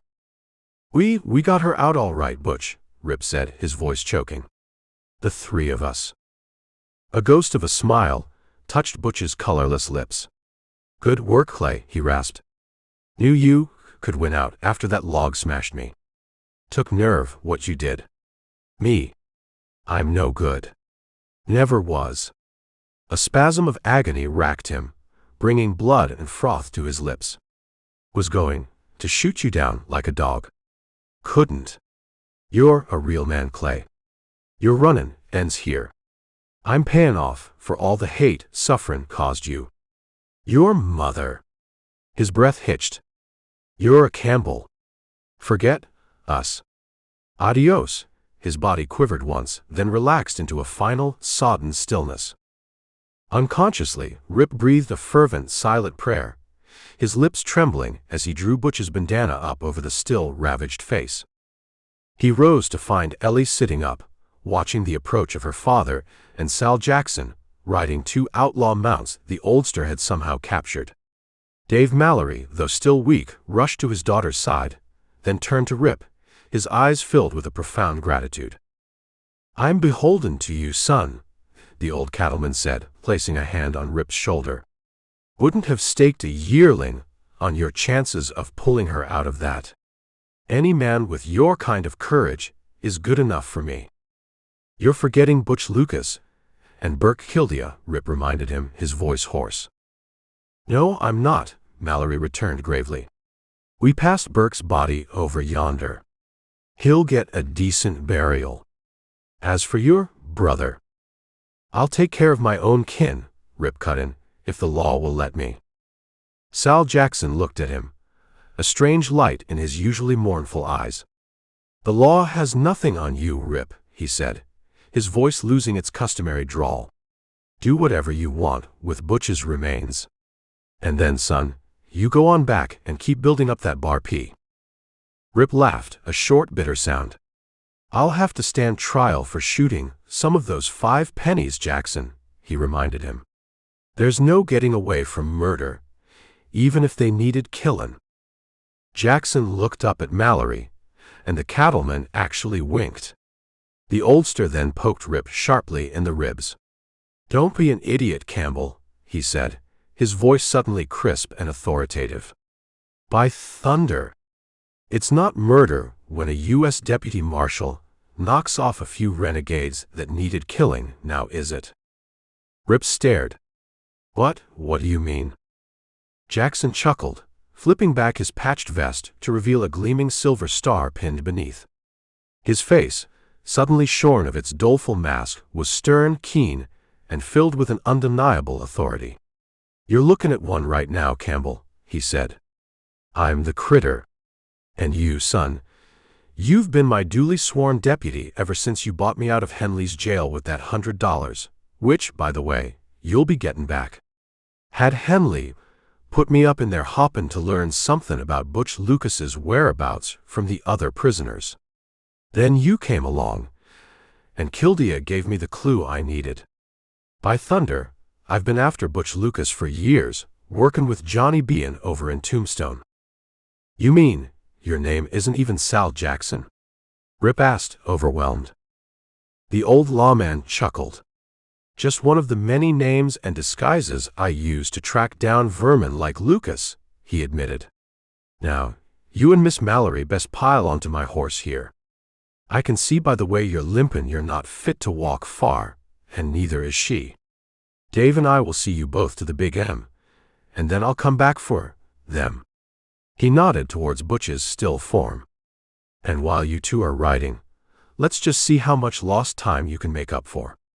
I promise Dave and I won't look." And they didn't, not openly. Riding double on Jackson's sturdy sorrel, Rip held Ellie close against his aching, weary body, a profound sense of peace settling over him, sure now that he would never willingly let her go. She relaxed against him, her head resting on his shoulder, the terror gone from her eyes, replaced by a soft, luminous happiness that was mirrored on the lips her upturned face offered him beneath the clearing sky. The storm had passed.